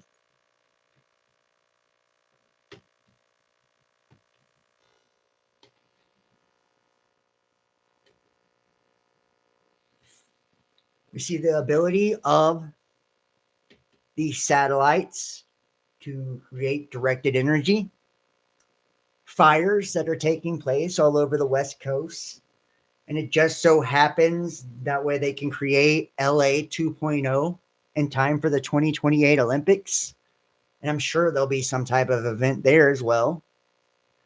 Update on Bill Gates' new smart city in Arizona. The billionaire purchased 24,000 acres outside of Buckeye in Arizona and an additional 2,800 acres in Buckeye. A few years ago, Bill Gates announced plans to build a smart city outside of Buckeye in Arizona. Though his subsidiary, Mount Lemon Holdings, the billionaire spent $80 million to purchase more than 24,000 acres of land with plans to build a smart city, which will include housing, schools, offices, and retails. Since the purchase, there has been limited information on the development of the project. In these 15-minute cities and these smart cities, a lot of these other places are being burnt down to allow the building of these places, right? Let's take a look at this too.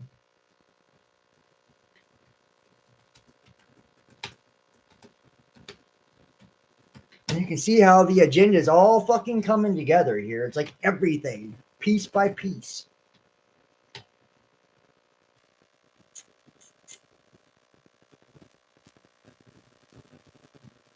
The media reported the company such as Bill Gates purchased Buckeye and Tonopah for $80 million. I'd like to see some of the plans for this, actually.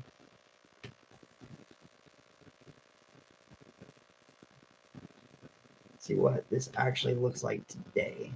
Let's see what it looks like. And you can see these smart cities, right? These are images of what these smart cities are supposed to look like. these 15-minute cities.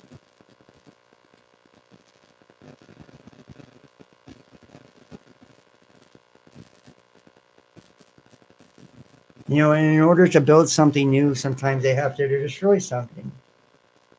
You know, you can see the old world, the old society being destroyed.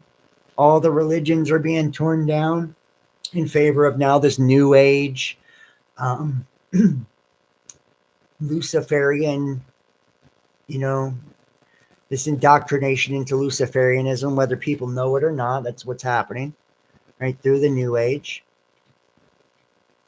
You know, and they can agree or disagree. They can believe it or if they want to, or, you know, that's up to you, you know. But I can promise you these new age beliefs are in fact Luciferian principles, you know.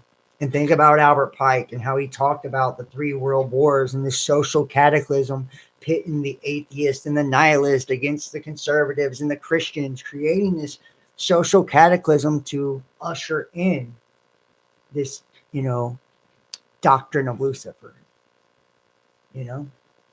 And we're seeing just that happen. The legal system, and, you know, it's now also being deconstructed and being reinvented. The medical system, right? The internet of bodies and artificial intelligence. We're seeing an entire shift in our paradigm. And this is bringing in that utopian one world system where all of the countries in essence they're in alignment now. You've seen this take place during COVID, all the governments having the same protocols, all of them using their Department of Defenses in order to disseminate everything. And, you know, and all you need is a giant global cataclysm or a global war, right, in order to kind of dissolve all the nationalist borders. And who more perfect for that than Trump? Normalization of human trafficking.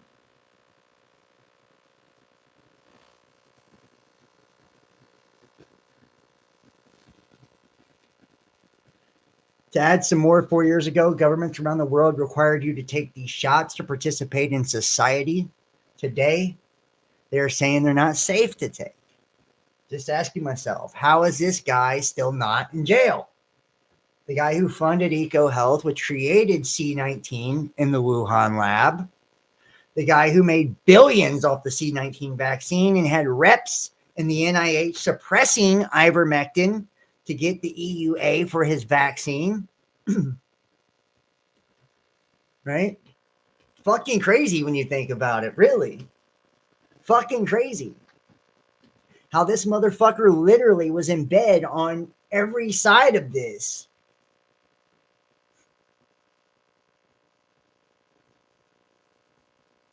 Underground cities in Iran. Let's take a look at this. This is interesting. An ancient mirage beneath the desert. The underground city of Nushabad in Iran might not be as famous as that in Derinkuy in Turkey or the Edinburgh Walls in the UK, but it is as much of an architectural wonder. The 3-story settlement is 23 meters deep and has a labyrinth of corridors, tunnels, canals, and chambers filled with the hidden passageways and booby traps. But perhaps the most surprising of all is its complex ventilation system. The U-shaped tunnels allow air from outside to circulate, making it possible for people to stay inside for long periods. The construction of Nushabad in central Iran dates back around 1500 years to the Sassanid Empire.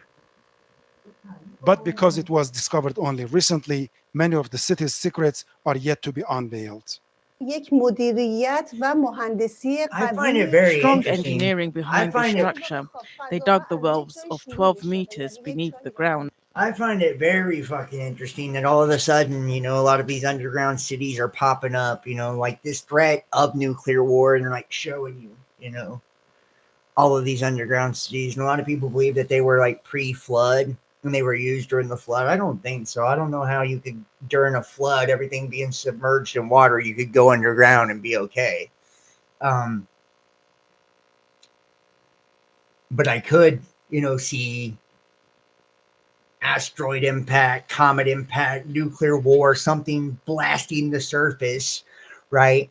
And the need for this. And isn't it interesting? You know, like Iran, Iraq, these are like ancient Sumeria and Babylonian, you know, areas, right? This is like the cradle of civilization, you know?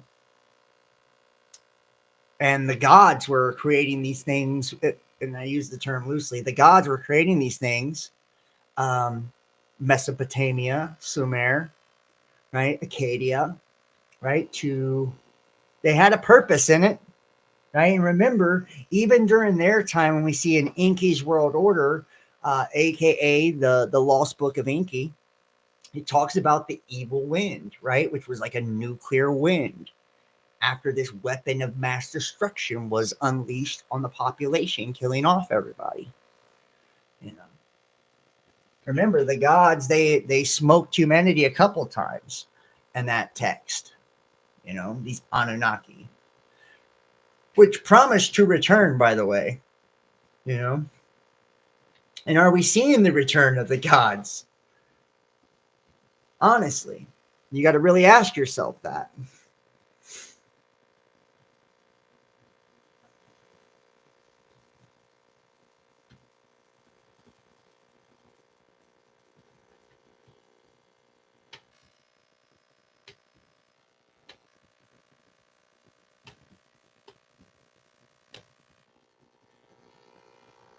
Now, this is an interesting one. This is the deep seek, too. And this is China. And you can kind of see where this is going as well. A lot of shit about China in the news here recently.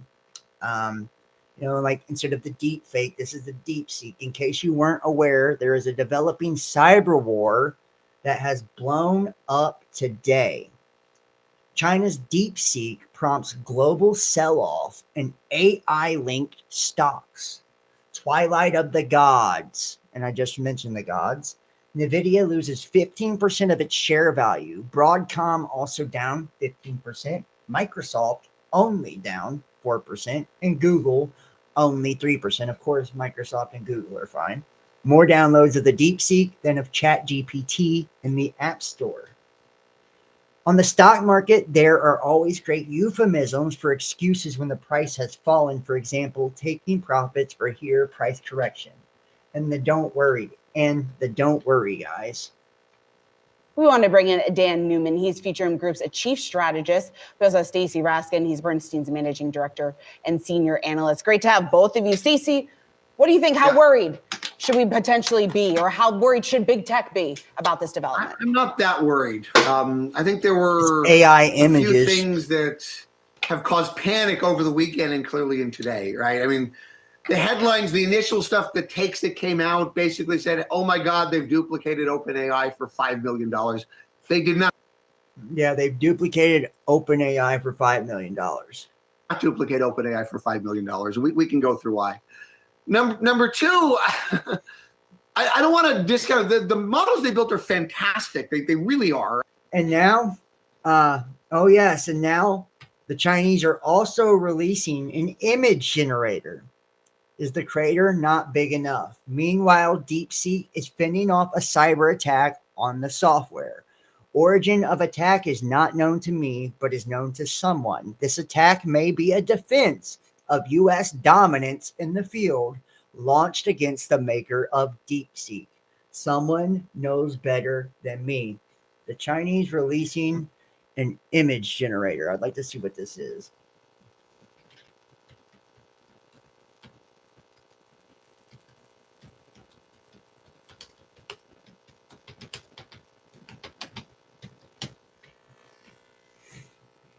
Let's see what we got.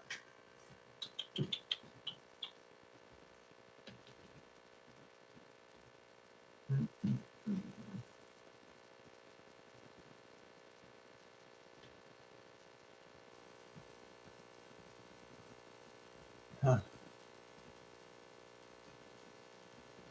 China AI brings their families back to life. AI image generator nixes political content. Very interesting. Very interesting. So, you know, China is on top of shit right now, right? Clearly. Let's see here, B trials and image generation. DeepSeek's new open source AI model surpassed Stability AI and Microsoft-backed OpenAI models and benchmarks for image generation. The Chinese startup said in a technical report on Monday. The company said its Janus Pro 7B AI model outperformed OpenAI's DAL-E 3 and Stability's AI Stable Diffusion in a leaderboard ranking for image generation using text prompts. The new model is an upgrade over Janus, which was launched last year and comes on the heels of DeepSeek launching a new assistant based on the DeepSeek V3 model that has become the top-rated free application on Apple's App Store in the United States.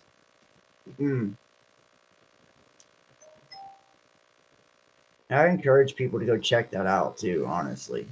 Very interesting.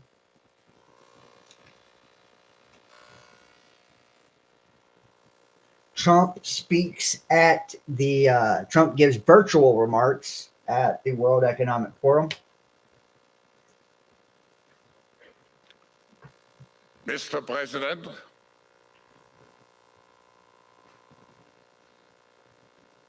hello.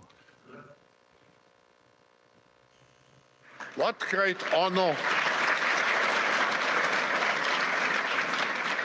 What great honor and pleasure to welcome you back to the Davos community. Just 4 days into your new mandate, we highly appreciate your presence with us today. We wish you all the best as you take on your critical work ahead. The global challenges we face today are monumental. The importance of American leadership and your personal leadership in this regard is fundamental and paramount. Does anybody else? I cannot stand this motherfucker, Klaus Schwab. He is a sack of dog shit. Anytime I ever see him speaking, it's just like my stomach turns, you know, honestly. We are here to hear your vision and policies related to revitalizing the economy and addressing the global challenges. As you might expect, Mr. President, your return to office and your forthcoming policies have been at the focus of our discussions this week. The discussions among 3,000 political and business leaders from over 130 countries who came together here in Davos. We look forward to hearing first from you and then to the follow-up discussion with business leaders, moderated by my colleague, Børge Brende. Ladies and gentlemen, the President of the United States, Donald J. Trump.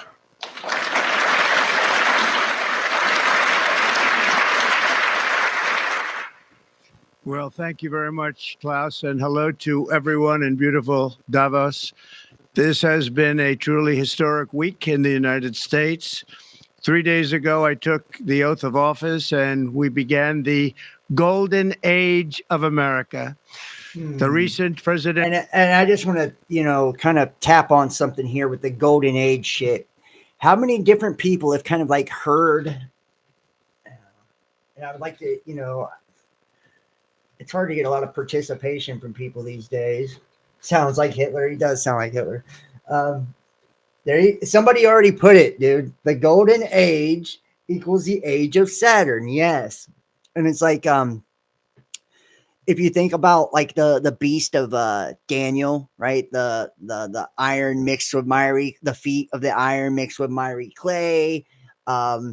You think about the Nostradamus prophecies that talks about basically Geneva and Saturn. You know, it's like we're seeing all these different things that are really tapping into this transhumanist agenda, and you know, this satanic cult, this black cube cult that we've seen put and remember Trump Tower, the 33, the black and gold, no different than any of the rest. I hate to tell you, went to Fordham University, a Jesuit, right? A Zionist shill. You can hate it if you want. That's just the fucking truth.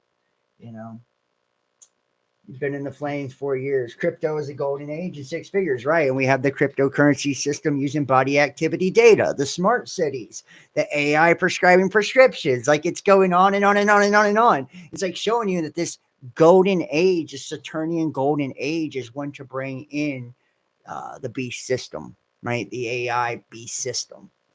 Yeah.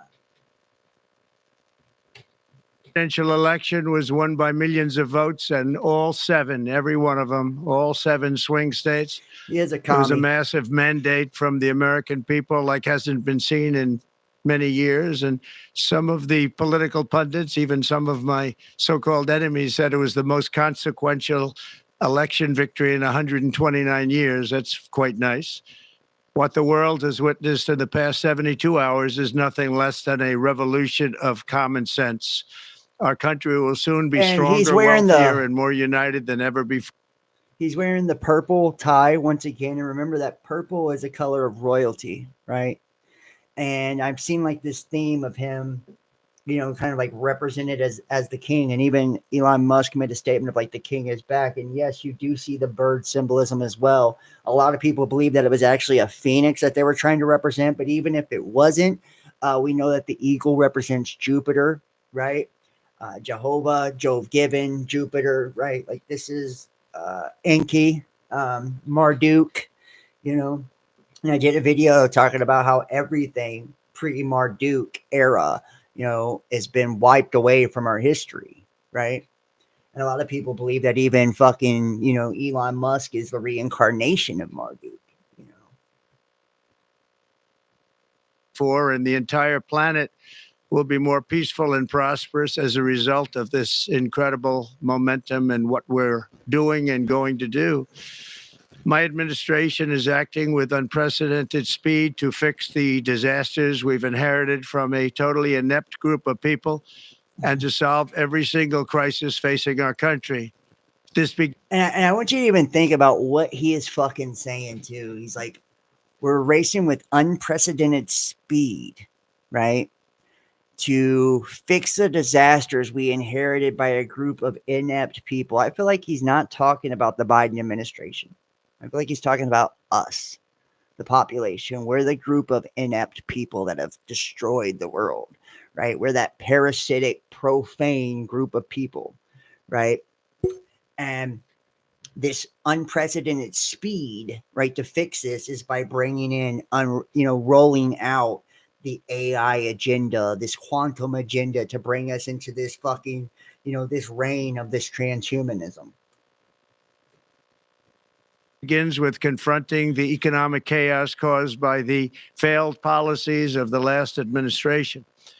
Over the past 4 years, our government racked up $8 trillion in wasteful deficit spending and inflicted nation-wrecking energy restrictions, crippling regulations, and hidden taxes like never before.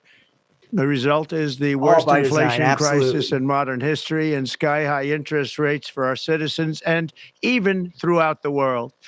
Food prices and the price of almost every other thing known to mankind went through the roof. President Biden totally lost control of what was going on in our country, but in particular with our high inflation economy and at our border. Because of these ruinous policies, total government spending this year is $1.5 trillion higher than was projected to occur when I left office. And I'll even show you too, like some of the shit. This is just kind of show you. Let me pull up my Facebook here.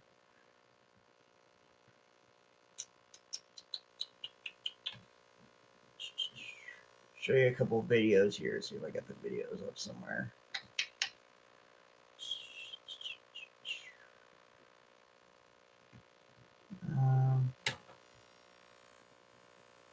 Right, here we go. And this is like China's and think about, all of the shit you're seeing now, the comparisons of China. Like this is China's drone technology.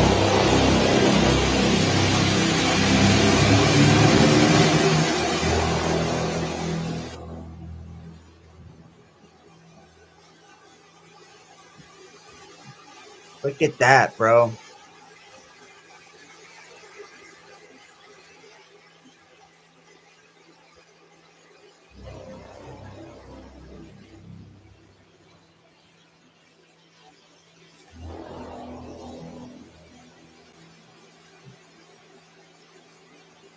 Fucking wild, right?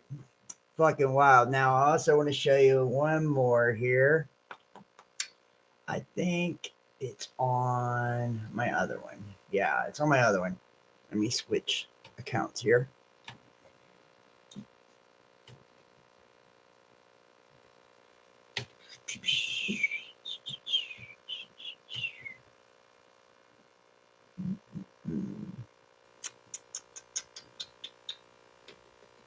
Where is it at? Yeah.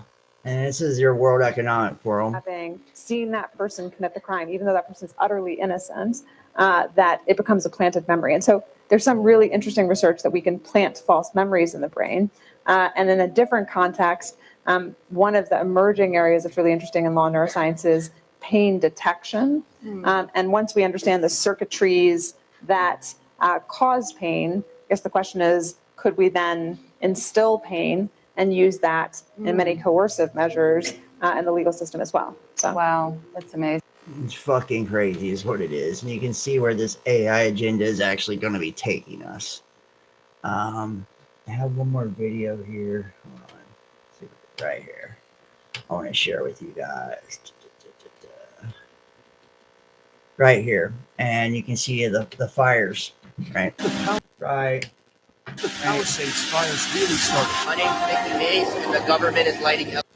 I mean, like, just honestly, when you see it all just being weaved together, it's like it really starts to make a lot of sense. It really does. Fucking mind-blowing. Israel's ethnic weapon. Israel is reportedly developing a biological weapon that would harm Arabs while leaving Jews unaffected, according to a report in London's Sunday Times. The report, citing Israeli military and Western intelligence sources, says that scientists are trying to identify distinctive genes carried by Arabs to create a genetically modified bacterium or virus, the ethnobomb. Yes. Now, yes, I know this article was written almost 27 years ago. I just picked an article among others, so keep in mind that this isn't the first time a country has attempted to make weapon or germ of sorts to affect one part of a population. Many have tried, and it remains a mystery if one has ever developed this weapon successfully. They are probably improving it right now. But this kind of stuff is the reason why I've never used a DNA testing service, despite a desire to know more about my own DNA and heritage. I'm yet to come across a company I haven't been skeptical of for one reason or another. So you have a cyber war, you have a narrative war, then you have an economic war. Something I really never talked about publicly that we'll give you here on the show is that one thing there, or China, is so good at is putting U.S. industry out of business. As you probably know, the generic drug business is almost 100% in China now.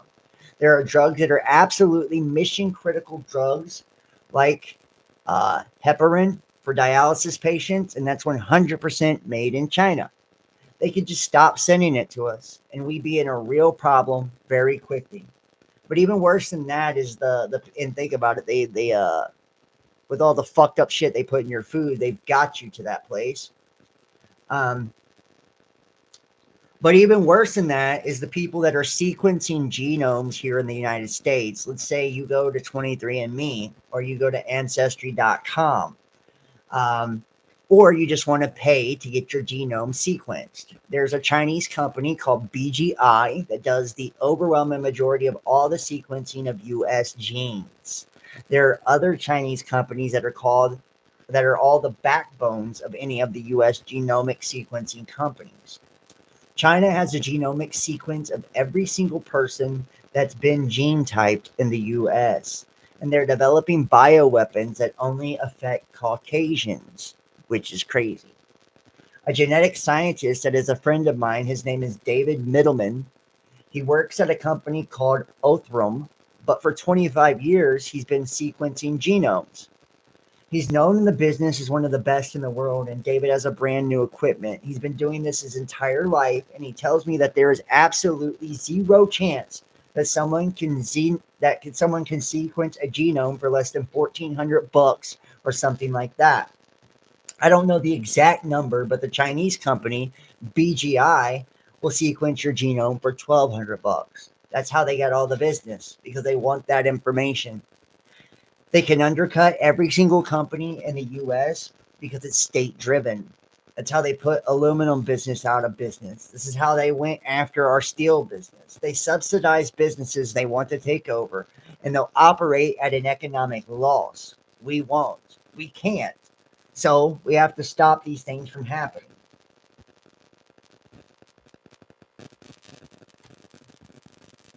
Possible by listeners like you. For more information about this, And hold on, let me just pull this up too. And see, the Navy's top officer warned against using popular at-home ancestry DNA test kits this week, saying scientific advancements are making biological weapons more tailorable. Biological weapons that can target specific groups or individuals vulnerable to pathogens or other diseases are growing national security concern. Chief of Naval Operations Admiral John Richardson said during a Tuesday speech on nuclear deterrence in Washington, D.C., quote, "Be careful who you send your DNA to," Richardson said at the event hosted by the Mitchell Institute for Aerospace Studies. There's a number of those companies where you can go and find out what your makeup is. That's a lot of information. Or this one. The U.S. government is surreptitiously collecting the DNA of world leaders and is reportedly protecting that of Barack Obama. Decoded, these genetic blueprints could provide compromising information in his not too distant future. They may provide something more as well, the basis of the creation of personalized bioweapons that could take down a president and leave no trace. Remember when COVID supposedly less targeted towards Ashkenazi and some Eastern Asian people? Remember when 23andMe got hacked and they specifically looked for Ashkenazi Jew and Chinese DNA? Remember when groceries were cheap? Just for the record, I do not consent to this. Yeah. Ethnic bioweapons or biogenetic weapons is a hypothetical type of bioweapon which could preferentially target people of specific ethnicities or people with specific genotypes. And do you guys remember? Let's see if we can pull up this video here. What was I think it was the MAT2 gene, right?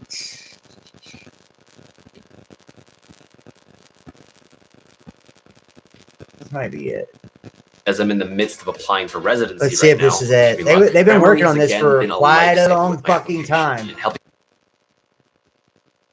And hold on, this ain't what I want though.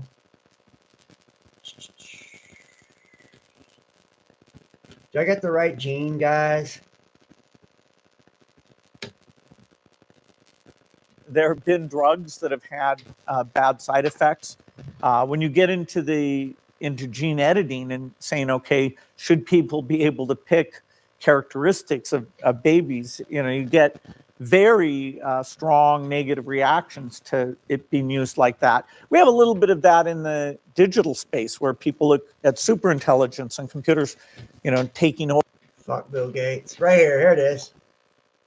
Excuse me. On the left over here, we have individuals who are religious fundamentalists, religious fanatics. And this is the expression, RT-PCR, real-time PCR expression of the VMAT2 gene. Over here, we have individuals. So let me complete. So over here, we have individuals who are not particularly fundamentalists, not particularly religious, and you can see there's a much reduced expression of this particular gene, the VMAT2 gene. Another evidence that supports our hypothesis for the development of this approach. What you see here is by But by spreading this virus, we're going to eliminate individuals from donning on a bomb vest and going into a market and blowing up the market. So our hypothesis is that these are fanatical people, that they have overexpression of the VMAT2 gene, and that by vaccinating them against this, we'll eliminate this behavior. So we have some very, very remarkable data in this next slide. Here we have two brain scans. These are fMRIs. These are two different individuals with different levels of expression of VMAT2. On top is an individual who's a religious fanatic, an individual, and we've repeated this numerous times, that has high levels of VMAT2. Now, this individual down here who had low levels of the VMAT2 gene, this individual would self-describe as not particularly religious. In each case, these individuals were read a religious text. This individual lit up the right middle frontal gyrus, shown here, and that's a part of the brain that's associated with theory of mind. It's a part of the brain that has to do with intents and beliefs and desires. In marked contrast, here's an individual who would not particularly self-describe as religious, and when they're read a religious text, what you see is that this part of the brain called the anterior insula lights up. This is a part of the brain that's associated with disgust or displeasure on hearing something. So you're suggesting I take a CT scan with me when I'm evaluating people to determine whether I put a bullet in their head? So the data that I'm presenting here supports the concept that we're proposing, and I think that we would not propose to do CT scans or fMRIs on individuals out in the hinterlands of Afghanistan. The virus, and you can see, right, they've already been working on this, targeting, different groups of people. It's absolutely fucking insane. Trump ordering the release of JFK, RFK, and MLK assassination records. President Donald Trump ordered the release of classified government documents about the 1963 assassination of President John F. Kennedy, which has fueled conspiracy theories for decades. The executive order Trump signed Thursday also aims to declassify the remaining federal records relating to the assassination of Senator Robert F. Kennedy and the Reverend Martin Luther King Jr. The order is among a flurry of executive actions Trump has quickly taken the first week of his second term. Speaking to reporters, Trump said, "Everything will be revealed." Trump has promised during his re-election campaign to make public the last batches of still classified documents surrounding President Kennedy's assassination in Dallas, which is the 33rd parallel. I told you it's a 33 King kill, which has transfixed people for decades. Trump made a similar pledge during his first term, but ultimately bent to appeals from the CIA and FBI to withhold some documents. Trump has nominated Kennedy's nephew, Robert F. Kennedy Jr., to be the health secretary in his new administration. Kennedy's father, Robert F. Kennedy, was assassinated in 1968 as he sought the Democratic presidential nomination. The younger Kennedy has said he isn't convinced that a lone gunman was solely responsible for the assassination of his uncle, President Kennedy, in 1963. The order directs the Director of National Intelligence and the Attorney General to develop a plan within 15 days to release the remaining JFK records and within 45 days for the other two cases. It was not clear when the records would actually be released. Trump handed the pen used to sign the order to an aide and directed it to be given to Robert F. Kennedy Jr. Only a few thousand of the millions of governmental records related to the assassination of President Kennedy have yet to be fully declassified. And while many who have studied what's been released so far say the public shouldn't anticipate any earth-shattering revelations, there's still an intense interest in details related to the assassination and the events surrounding it. Quote, "There is always the possibility that something would slip through that would be a tiny tip of a much larger iceberg that would be revealing. said Larry Sabato, director of the University of Virginia Center for Politics and author of The Kennedy Half Century. That's what researchers look for. Now, odds are you won't find that, but it is possible that it's there. Kennedy was fatally shot in downtown Dallas on 11/22/99. Think about that. How about that? I told you, the fucking numerology is insane. 11/22, which is 33/99. 9 is, it's the end in numerology, right? As his motorcade passed in front of the Texas School Book on the 33rd parallel on Book Depository Building, where the 24-year-old 2 plus 4 is 6 assassin, right? Lee Harvey Oswald, who had positioned himself from a sniper's perch on the 6th floor, right? 6. 2 days after Kennedy was killed, nightclub owner Jack Ruby fatally shot Oswald during a jail transfer. In the early 90s, the federal government mandated that all assassination-related documents be housed in a single collection in the National Archives and Records Administration. The collection of over 5 million records were required to be opened by 2017, barring any exemptions designated by the president. The order notes that although no congressional act directs the release of information, assassination of RFK or King, those government records being made public is also in public interest. During his first term, Trump boasted that he'd allow the release of all the remaining records on the president's assassination, but ended up holding some back because of what he called the potential harm to national security. And while files have continued to be released under President Joe Biden, some still remain unseen. Sabato, who trained student researchers to comb through the documents, said that most researchers agree that roughly 3,000 records have not yet been released, either in whole or in part.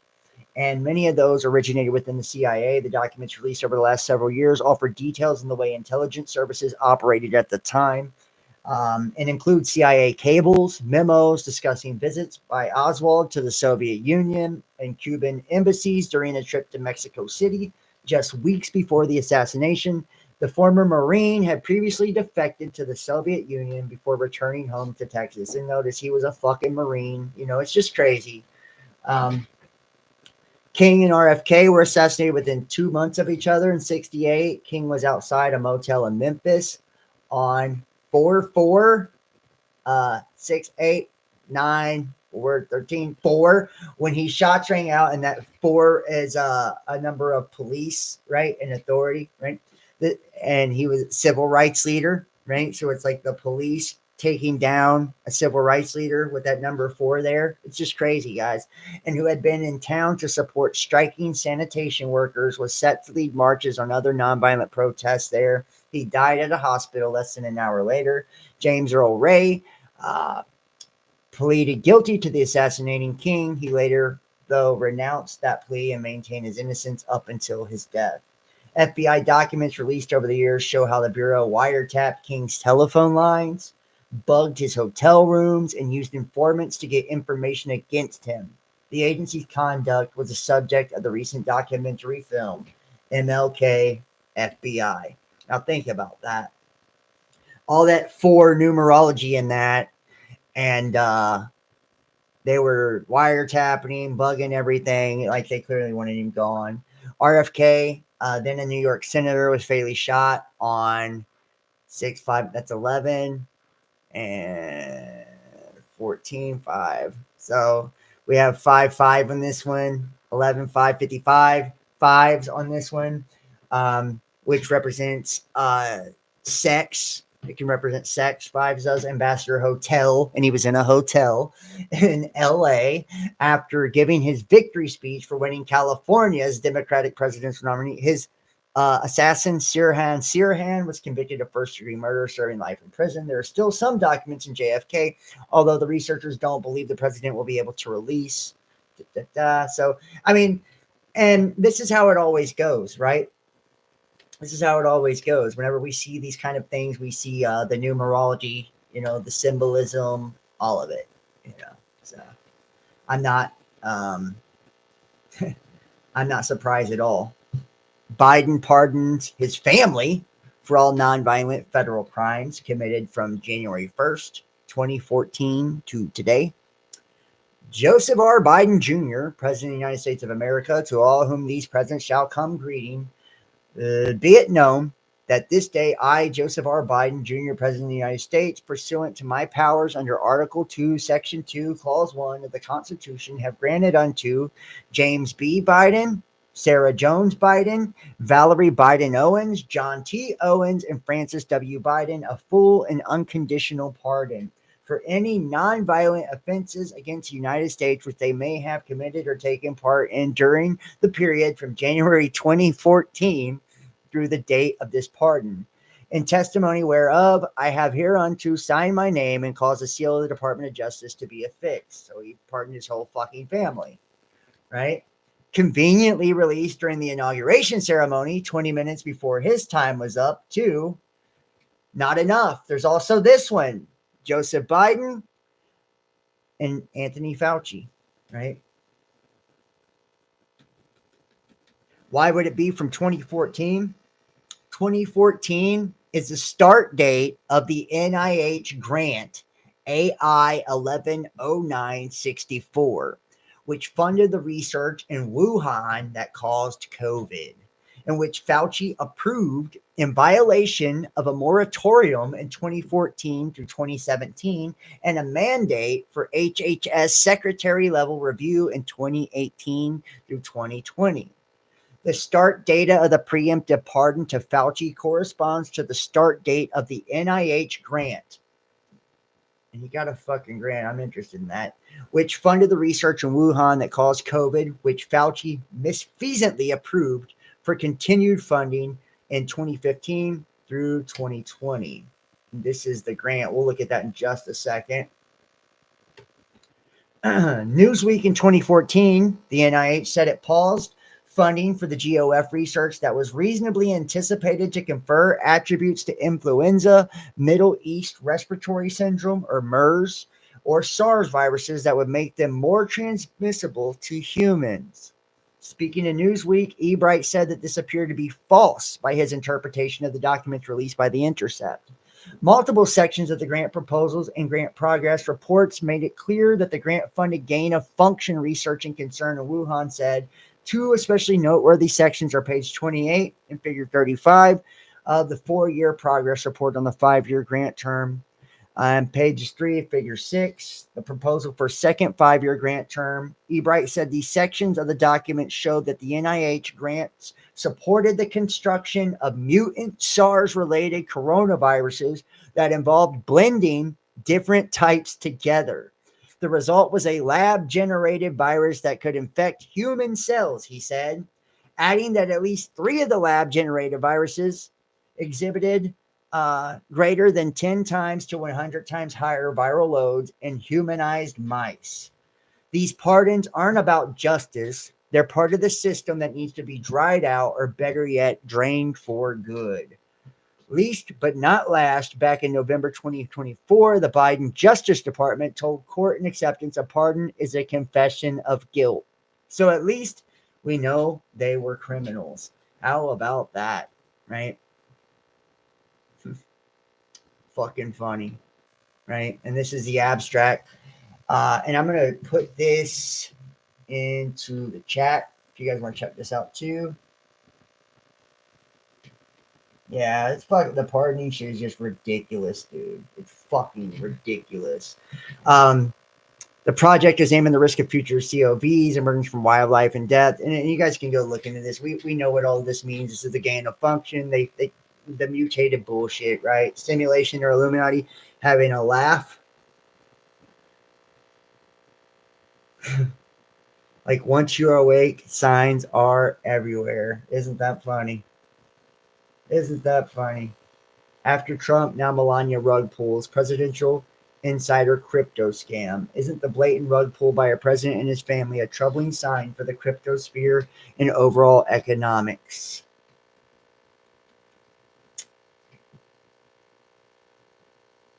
Drop the hand sign. There it is. See?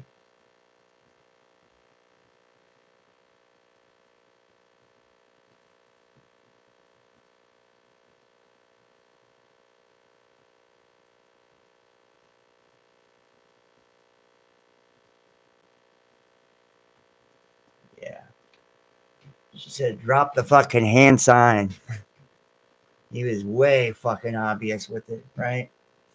Way obvious.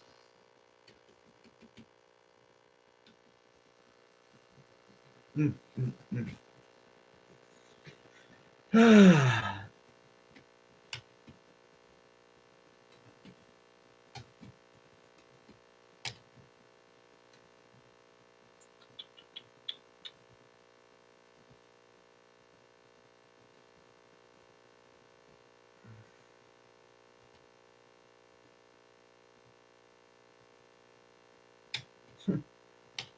All right.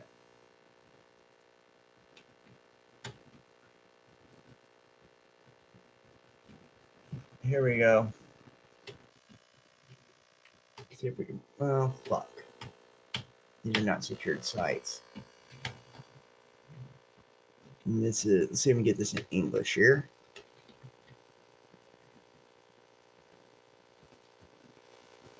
Cologne Swimming Pools introduces AI system to detect emergency situations.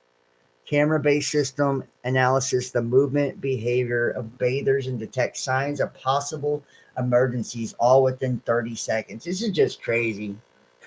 The shit that's happening now with fucking AI, it's just mind-blowing to me. Honestly, it truly is. It is mind-blowing to me.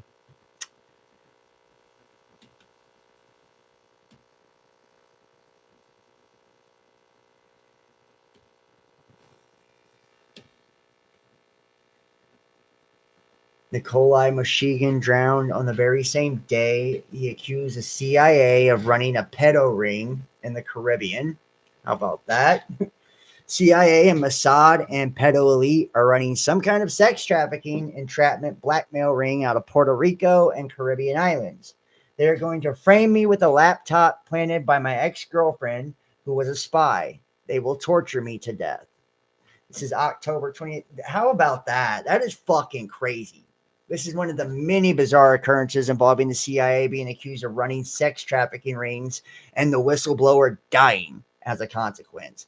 Since the timing of the post and his death is less than 1 day, it's hard to label this as a mere coincidence, especially since there is no such thing and no such evidence already tying the CIA to sex trafficking. On his personal Twitter account, you can find a link to Nikolai.fyi, which is his personal website. That's fucking nuts, dude.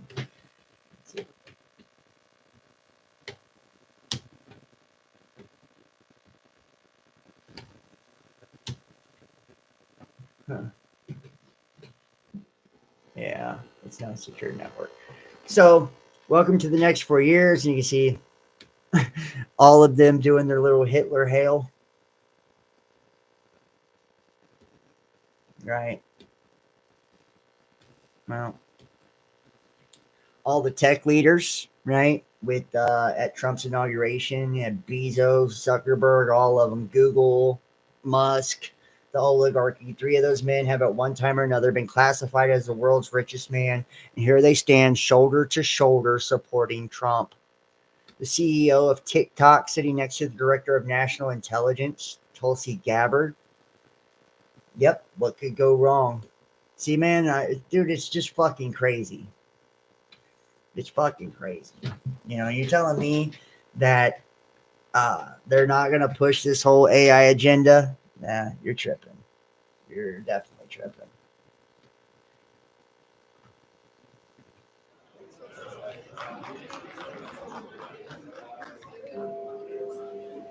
Storming the speech. Fucking ridiculous.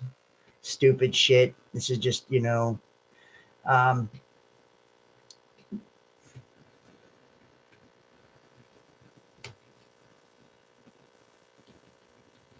U.S. immigration app has been shut down.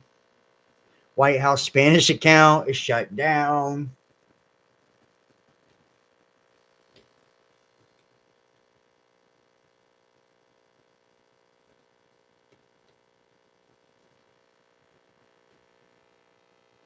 Wow. 2 missing Ohio kids found in Iceland. That's so fucking weird.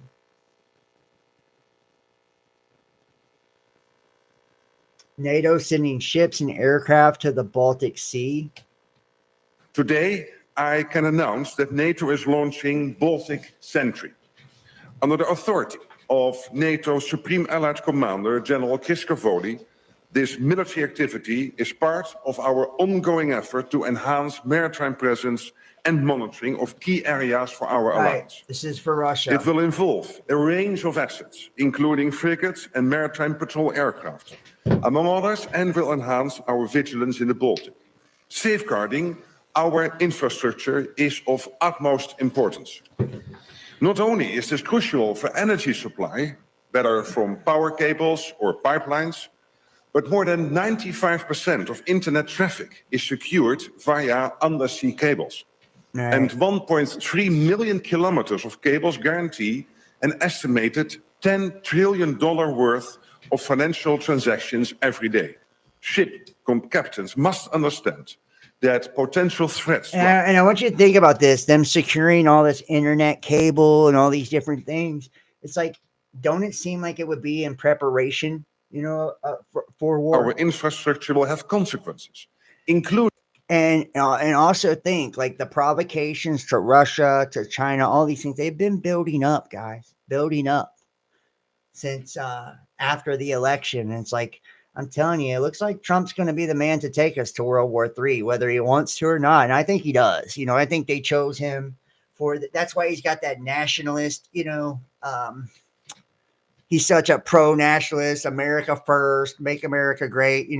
Everything is, in the name of defending America. And I'm not saying he's not doing his job, but I'm also saying like, this is all a show. It's all theatrics, it's all a theatrics, they're all in bed together. This is going to be the simultaneous destruction of the superpowers, Including possible boarding, impounding, and arrest.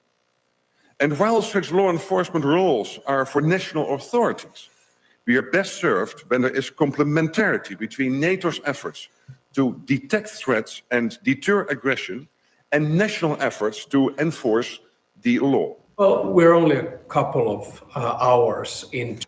And I would love to, hear your guys' opinion on some of this shit. I mean, honestly,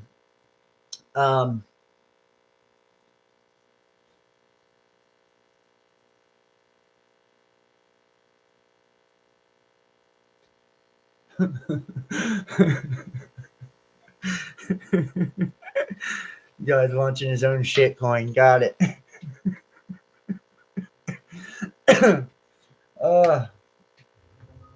Welcome to China in China's Focus. bird flu Our cover top- up. It's just fucking. It's nonstop, guys. You can tell the agenda's in full fucking. Full fucking throws here, guys. Full fucking throws. Comet Atlas coming back. You guys remember Atlas, right? I did a lot on Atlas. Just thought I would post this Carl Sagan's quote for no particular reason. I have a foreboding of an America in my children or grandchildren's time when the United States is a service and information economy, when nearly all the manufacturing industries have slipped away to other countries, when awesome technological powers are in the hands of a very few, and no one representing the public interest can even grasp the issues, when the people have lost the ability to set their own agendas or knowledgeably question those in authority, when clutching our crystals and nervously consulting our horoscopes, our critical faculties in decline, unable to distinguish between what feels good and what's true, we slide, almost without noticing, back into superstition and darkness. Now, how about that? Is that not a fucking quote and a half right there for the world that we live in now? Think about this with the New Age agenda and all of it. One more time. I have a foreboding of an America in my children or grandchildren's time when the United States is a service and information economy, when nearly all the manufacturing industries have slipped away to other countries, when awesome technological powers are in the hands of a very few, and no one representing the public interest can even grasp the issues, when the people have lost the ability to set their own agendas or knowledgeably question those in authority, when clutching our crystals and nervously consulting our horoscopes, our critical faculties in decline, unable to distinguish between what feels good and what's true, we slide almost without noticing back into superstition and darkness. How about that? The new Stargate project. Yes, part of the new technology that President Trump wants to bring to the world with the creation of Project Stargate, our individual custom designed mRNA vaccines created by AI. So Donald Trump just announced the Stargate project, and OpenAI went to X to sort of give us more details about what this Stargate project is. And to be honest, I have really, really mixed feelings about it, and I'll explain why. Because there's one specific thing that I haven't seen anybody else talking about that is a little bit concerning to me, but I'll get to that in just a moment. First, let's take a quick look at what this Project Stargate is. So this is a new company which intends to invest The Stargate project is a new company which intends to invest $500 billion over the next 4 years, building new AI infrastructure for open AI in the United States. We will begin deploying $100 billion immediately. This infrastructure will secure American leadership in AI, create hundreds of thousands of American jobs, and generate massive economic benefit for the entire world. This project will not only support the reindustrialization of the United States, but also provide a strategic capability to protect the national security of America and its allies. The initial equity funders in Stargate are SoftBank, OpenAI, Oracle, and MGX. SoftBank and OpenAI are the lead partners for Stargate, with SoftBank having financial responsibility and OpenAI having operational responsibility. Masayoshi-san will be the chairman. Let's see, keep this moving here.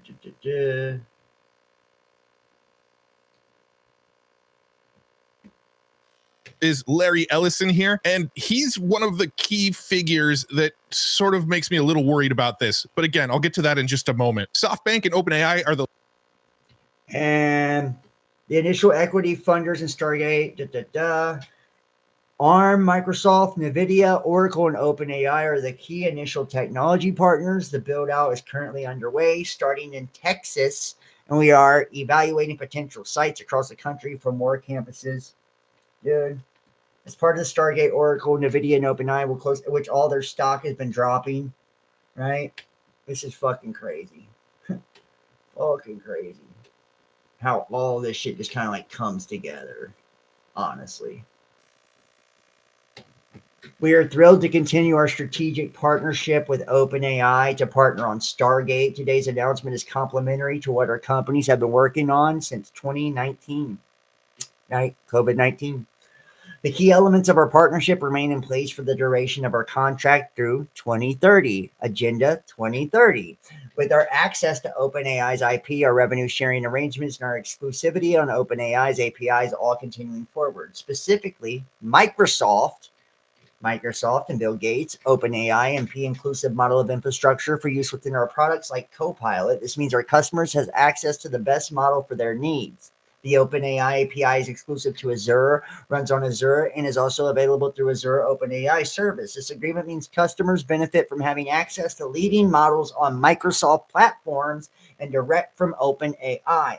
Microsoft and OpenAI have revenue sharing agreements that flow both ways, ensuring that both companies benefit from increased use of new and existing models. In addition to this, OpenAI recently made a new large Azure commitment that will continue to support all. Just, you know what? And you can see the same fucking players that are involved in all of this, guys.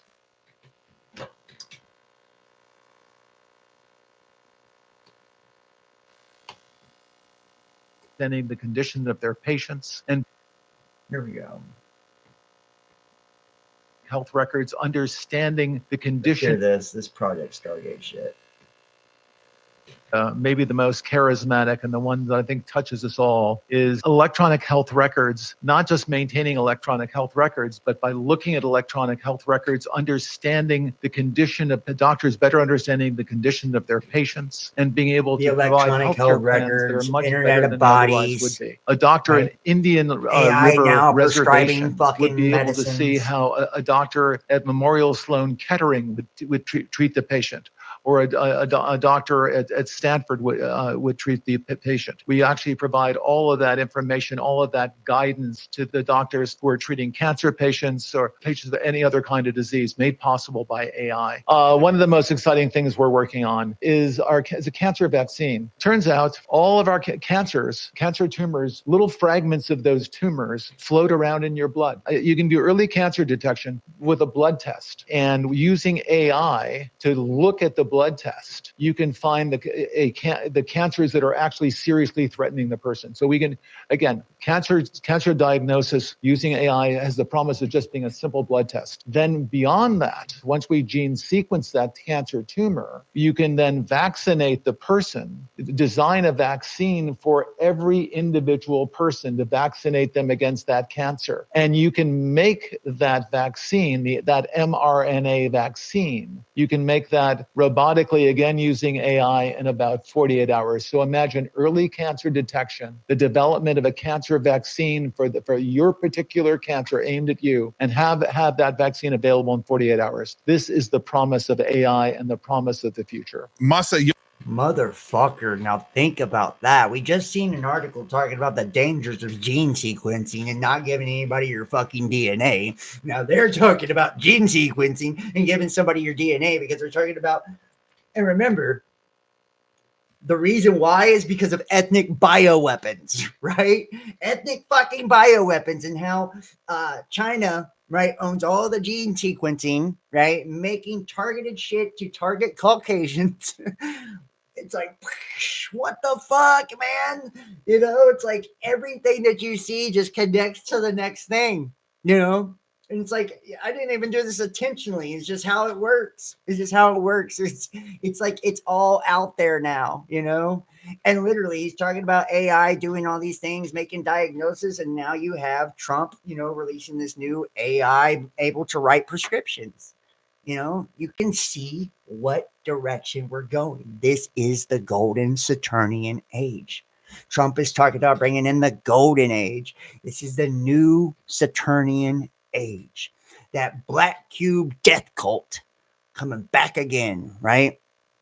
That hidden hand, right? That hidden hand. That hidden hand. They're all bringing it out there, guys. Like it's all in your motherfucking face. It's all in your face through mRNA, the DOD, DARPA. It's like, where does it end? Where will it end? Honestly, you know, where will it end? And see, look, the ethnic bioweapons. They're literally telling you don't fucking do this, and literally they're talking about sequencing your DNA and how they can have a fucking mRNA, right, specifically tailored for you within 48 hours. I would trust that, wouldn't you? Would you trust that? If you fuck, dude. And look, yes, part of the new technology that President Trump wants to bring to the world with the creation of Project Stargate are individual, custom designed mRNA jabs created by AI. See, I told you to watch out. We are entering the AI hell times. No golden age coming. Oh, the fear of nuclear fire that would consume Earth is getting closer. China's artificial sun generates steady loop of plasma for 1,000 seconds. And remember, the nuclear fucking drills running in New York too. Here we go. In a remarkable breakthrough that reshapes the landscape of clean energy, Chinese scientists have achieved what was once thought impossible. China's experimental fusion reactor has managed to maintain its scorching plasma for an unprecedented 17 minutes. The temperatures are hotter than the sun's core. Our next story explains how this is yet another milestone in humanity's quest for unlimited power. Humanity's quest for unlimited power.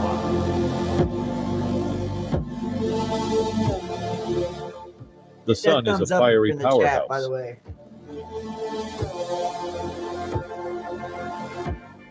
Its immense energy fuels life on Earth.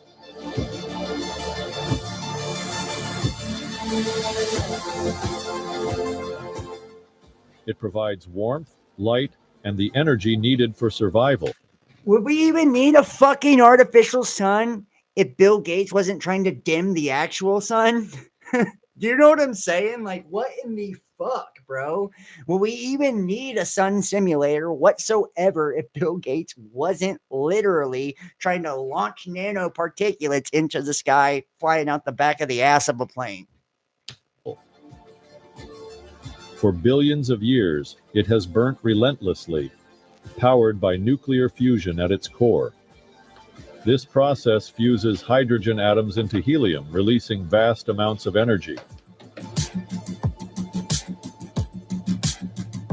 Now, humanity is trying to replicate this cosmic force here on Earth. As the demands for energy soars, the rush for sustainable and clean energy is intensifying. Fossil fuels pollute the environment and are finite. Renewable sources like wind and solar are promising but limited by nature's whims.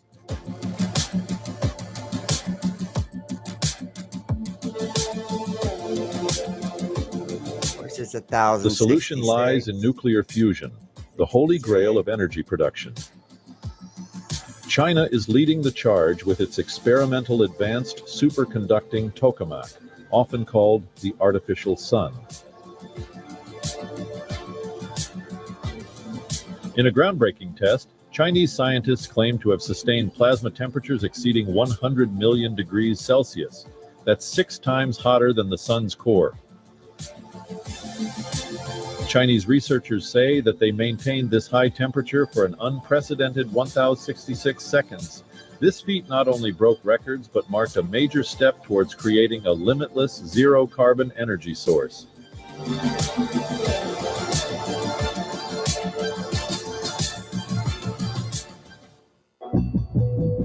And of course, all of this is taking place in the name of climate change, right? Fusion reactors work by mimicking the sun. Hydrogen isotopes are heated to extreme temperatures, forming a superhot plasma, a state of matter where atoms split into charged particles. This plasma is confined in a magnetic field inside a donut-shaped chamber. When the particles collide and fuse, they release energy. Unlike nuclear fission, fusion doesn't produce long-lived radioactive waste, making it a safer, cleaner alternative. While China is setting records, it's not alone. The US, Japan, India, and UK, and 32 other nations are collaborating on the ITER project in France, which aims to build the world's largest magnetic fusion device. These efforts signal a global race. Building the world's largest magnetic fusion device. So they're all coming together to build the world's largest fucking fake sun. It's just absolutely crazy. Oh my gosh.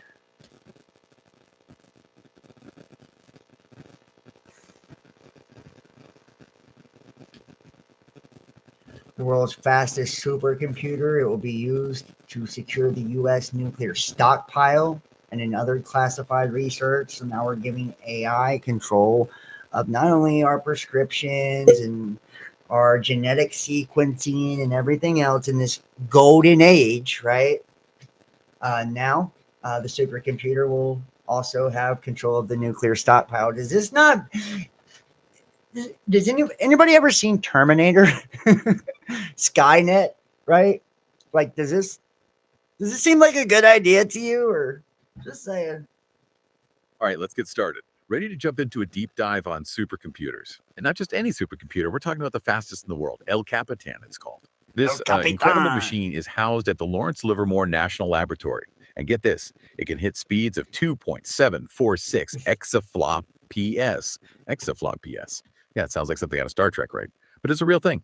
An exaflop means El Capitan can do a quintillion calculations, a quintillion per second. That's a 1 with 18 zeros after it. I mean, think about your laptop. It's probably doing a few hundred gigaflop PS, which is still impressive, a trillion calculations every second. Hit that But El thumbs up, hit Capitan, that like if you guys are it's in the on chat another too, level please. entirely. And it's not just about the raw speed. It's about what we can do with this power. El Capitan was built with a $600 million price tag. It came online back in November 2024. And I'm just keeping it all the way real with you. Tonight's video, I will be amazed if they don't fucking give this one a strike and take this one down. I will be posting it on the Best Damn Podcast 2 and John Keane YouTube channel, as well as John Keane Facebook and the Best Damn Podcast Facebook. So I will be posting it on other platforms just in case they take this one down. But I mean, I really want you to just kind of like look at tonight as a whole. As a whole, we walked into this bitch talking about false flags and, you know, the Roman circus and, you know, this symbolism and predictive programming and how we are consciously manifesting and creating this reality and how we're all being mind controlled and programmed through all this shit. And like, look where we've ended. We've nuclear fucking exercises in New York, Illuminati cards, $100 bills showing nuclear devastation in New York.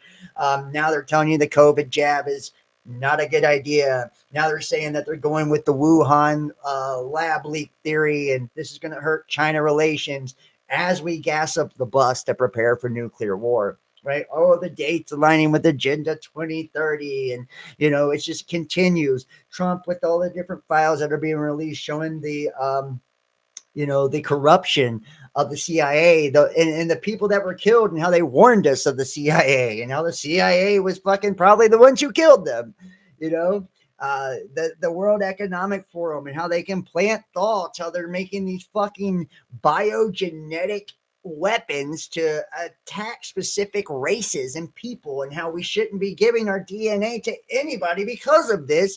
Yet now we see Project Stargate coming out, and they want us to give our DNA. That way AI can create mRNA for us to cure us of cancers and all kinds of shit in less than 48 hours, right? But at the same time, this genomic sequencing is very dangerous, so they say, because it can be used as a bioweapon, right? Elon Musk, Donald Trump, they've talked about this golden age. He's talked about the king returning, Trump with his purple tie, which represents royalty.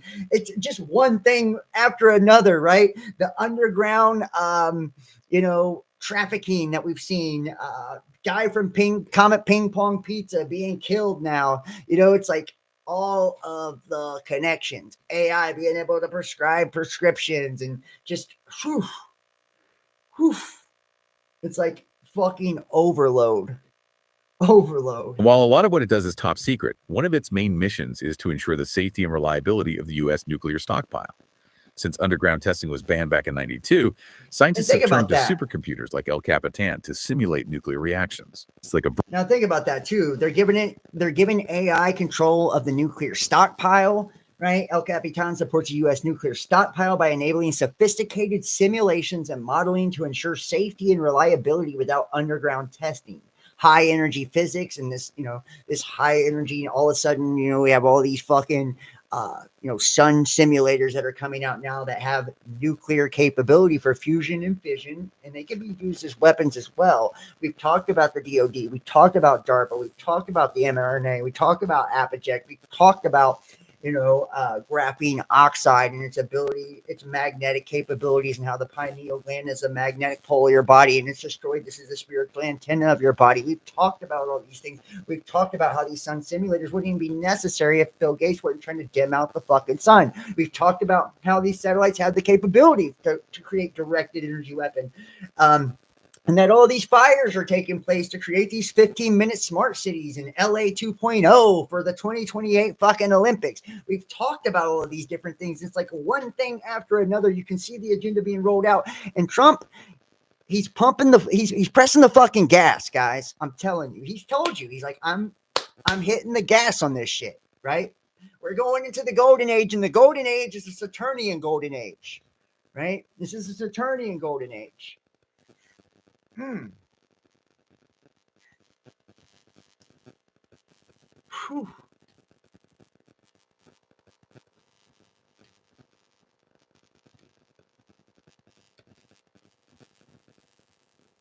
Hollywood actress Roseanne Barr, and we've talked about pedophilia too.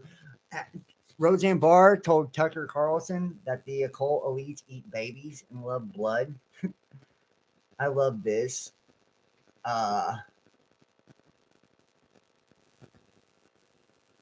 Because flat out, we hold on here. I'm gonna pull it up over here actually.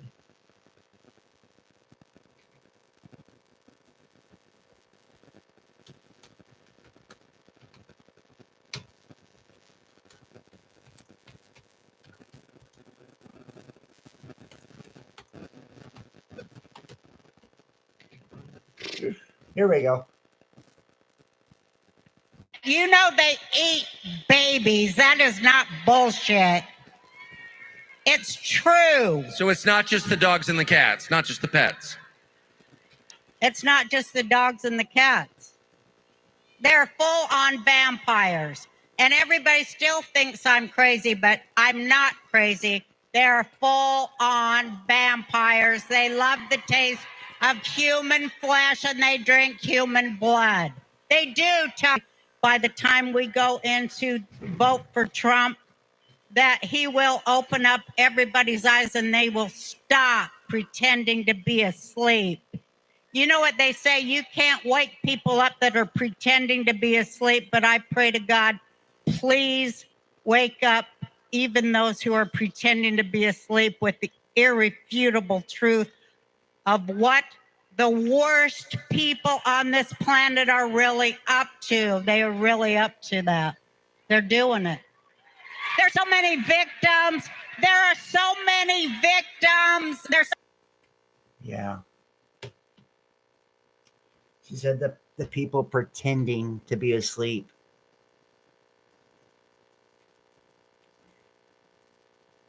The people pretending to be asleep. And I really want you to think about that. You know? As we see so many people turning a blind eye to this, it's like the irrefutable truth is right in their face, like Roseanne said. You know, and not to be one of those I told you so people, but I fucking told you so, right? And so did you. You told them so too. You know?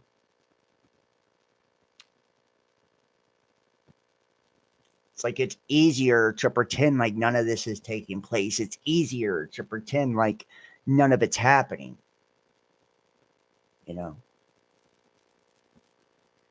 But I'm sorry, you know, your silence is your consent. You know, I do not consent to none of this.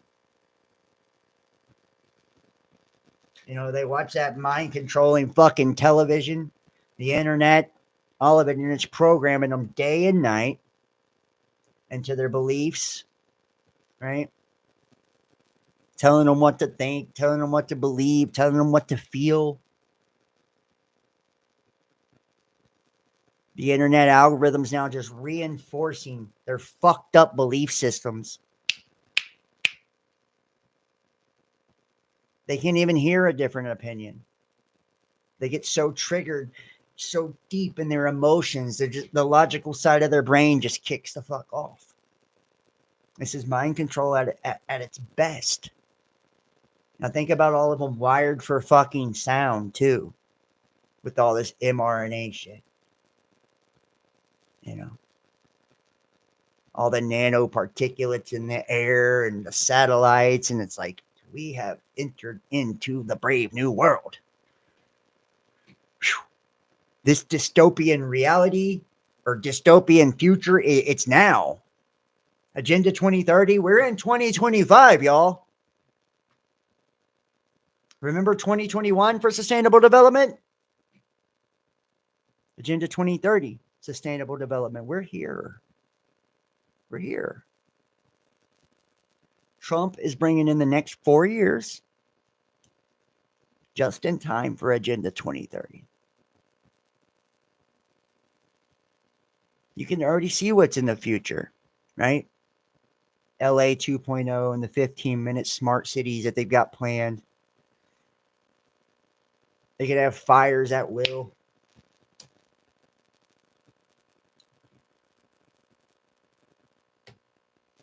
Listen to this. Fires at will. Directed energy. Dude, I've been victimized by directed energy so much, it's not even funny. I get teed off on all the time, and you can't tell people this shit. They won't believe you.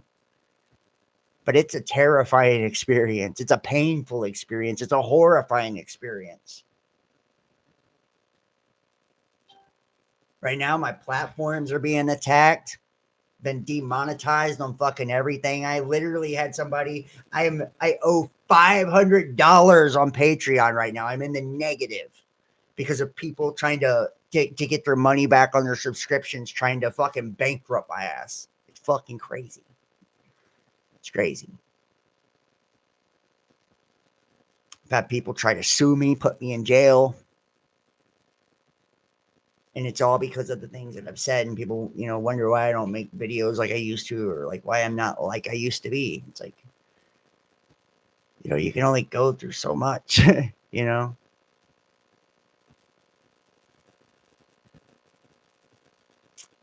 And you guys know the truth is it's a lonely road. It's a lonely road.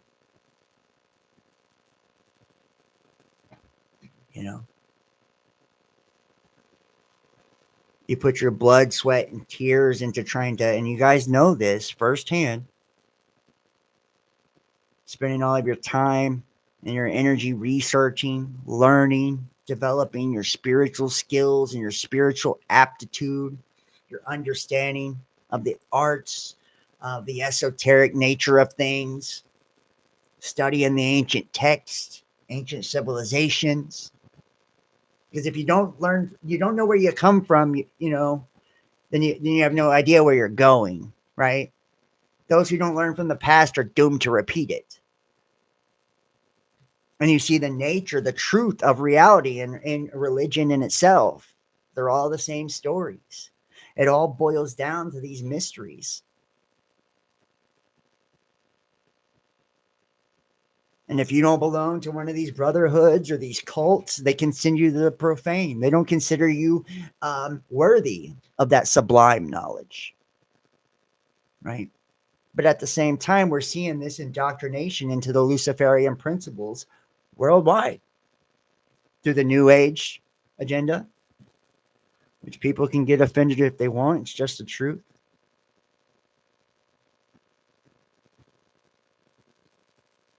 All of the old paradigms are dying. The religious paradigms, the political paradigms, social constructs, even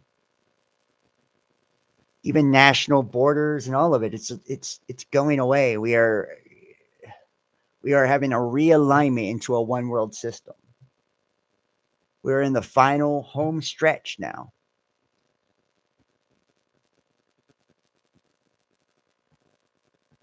I don't know how much of this shit I can, point out to people.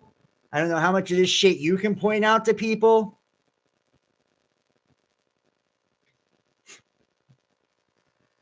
There comes a point where,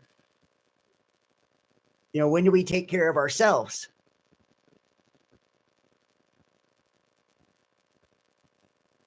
The 1953 book Mars Project. You remember we started about Elon Musk being Marduk, by famous Nazi rocket scientist Werner von Braun, created a character in his book named Elon, who led an expedition to colonize Mars. And we know that Trump said we're going to Mars.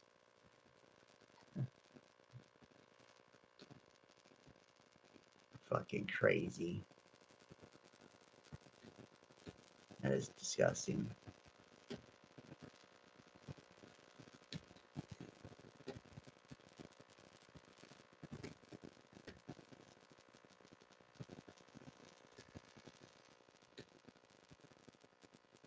And you can see those changes in the world all over. It ain't just the climate. The climate, that's being artificially changed, Bill Gates has decided another pandemic is coming. Bill Gates says the odds of another pandemic in the next 4 years are 10% to 15%. And we're not prepared. We talked about him earlier, right? And showed his connections to the first one. Isn't it strange how the first one came during Trump's era? I've decided that there will be multiple hurricanes and tornadoes this year. By the way, as there has been 9 pandemics over the last 100 years, I'd say the odd of a pandemic in the next 4 years, 10% is probably fairly accurate. Take a look at this. This is the abstract. This is pandemics throughout the history. As we move amidst the coronavirus disease 2019 COVID-19 pandemic, we have witnessed tremendous distress, death, turmoil of everyday life for more than 1 year now. However, they are not modern phenomena. Deadly pandemics have happened throughout recorded history. Pandemics such as the plague, Spanish flu, HIV, and Ebola caused deaths, destruction of political regimes, as well as financial and psychosocial burdens. However, they sometimes result in scientific discoveries. Understanding the mechanism of the emergence of these pandemics is crucial to control any spreading pandemic and prevent the emergence of potential of new one. Public health agencies need to work on improving the country's pandemic preparedness to prevent any future pandemics. Now, and think about it, the emergence of mRNA came from this pandemic. In 1666, 666, the term pandemic was first used to describe a continuously spreading disease in a country. The word epidemic and pandemic were, and remember the Illuminati card, epidemic, were used broadly and often alternatively in many social medical contexts during the 17th and 18th centuries. There are many reasons why pandemics have happened and become more likely. Climate change holds a significant impact on the transition of zoonotic infections by influencing the environment of their vectors. Increased land use due to expanding human population. So climate change, depopulation, increased animal to human contact over the years, increased the risk of transmission of zoonotic infections to animal beings. Moreover, antimicrobial resistance is one of the leading causes. Gene sequencing that increases the potential of a future pandemic. The potential use of microorganisms as biological weapons. Ethnic bioweapons raises the probability of emergence of future pandemic. In addition, the healthcare workers shortage and unpreparedness health systems affect the ability to contain the situation in case a pandemic arises. Right? Mandates. On the one hand, pandemics throughout history have significant health consequences and represented a threat to the existence of humankind. Rapidly spreading infections such as C-19 can overwhelm the healthcare system and lead to limited access to health services and increase mortality rates for both communicable and non-communicable diseases. We have the Athenian plague. Hold on, let me go back here. Shit. Cancel.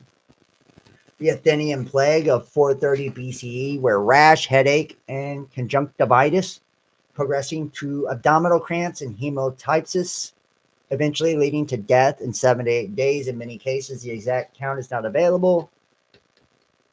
The Antonine plague, 165 to 180 AD. The Justinian plague, the Black Death.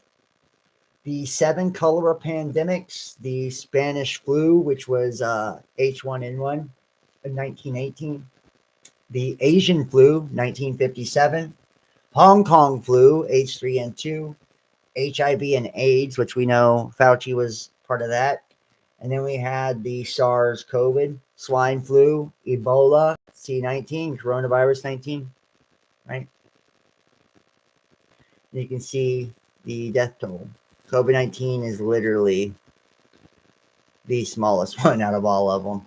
How about that?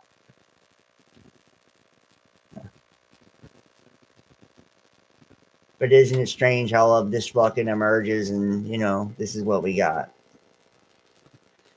Private prisons are going to rake it in. Trump reversed an EO that eliminated DOJ private prison contracts. He's about to sign a bill expanding migrant detention, further enriching the private prison industry.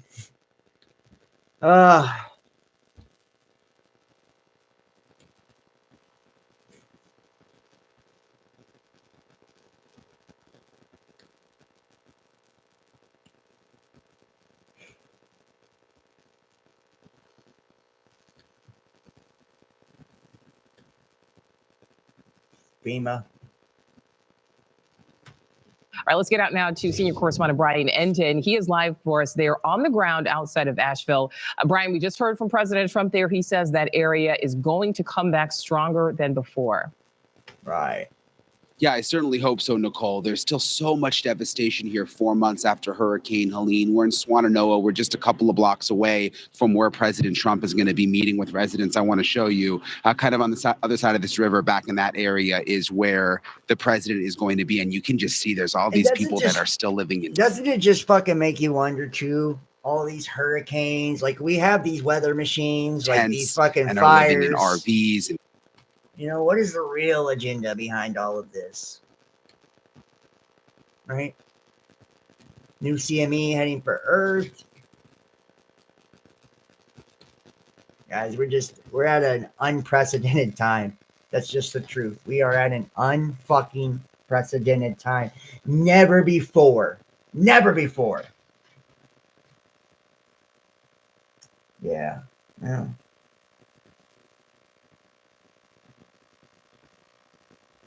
Right. Well, I try to watch my back. I tell you what, man. I've been going through it lately. Seriously. I have been going through it lately. No shit.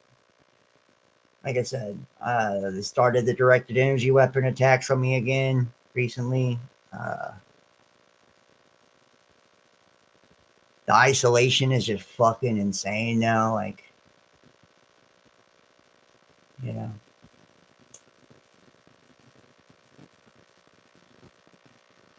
The censorship.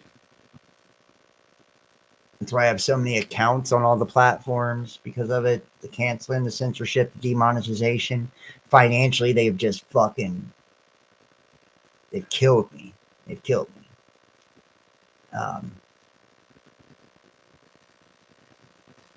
You know. And I don't get financial support on these channels anymore. Like, I don't. People don't donate. People don't... They don't do that. It's crazy how much things have changed, you know.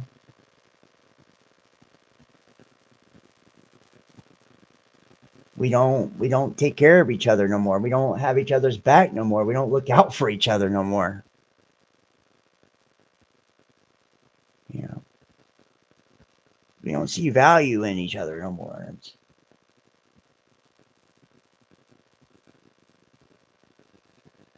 It's like this every man for himself. And it's like, I fucking hate the whole new age agenda. Yeah, Matrix for sure. It is Matrix, right? Well, and it's like, take care of me. Yeah, but you know what? I do take care. I try to take care of me. But at the same time, it's like, it's not just all about me. You know? And I hate that the whole new age thing is like, push this. It's like this fucking perverse, distorted version of spirituality. It's like, love yourself first. And da, da, da, da. It's like this whole selfish, self-absorbed fucking version of spirituality. And they call it love and awareness. And it's just disgusting. You know, it's disgusting. I'm not trying to be a martyr or anything like that. I mean, even though sometimes I have the tendency to make myself one. I think we all probably do. You know, but at the same token, it's like, God damn, what are we fighting for if we're not fighting for each other? What are we fighting for if we're not fighting for the future?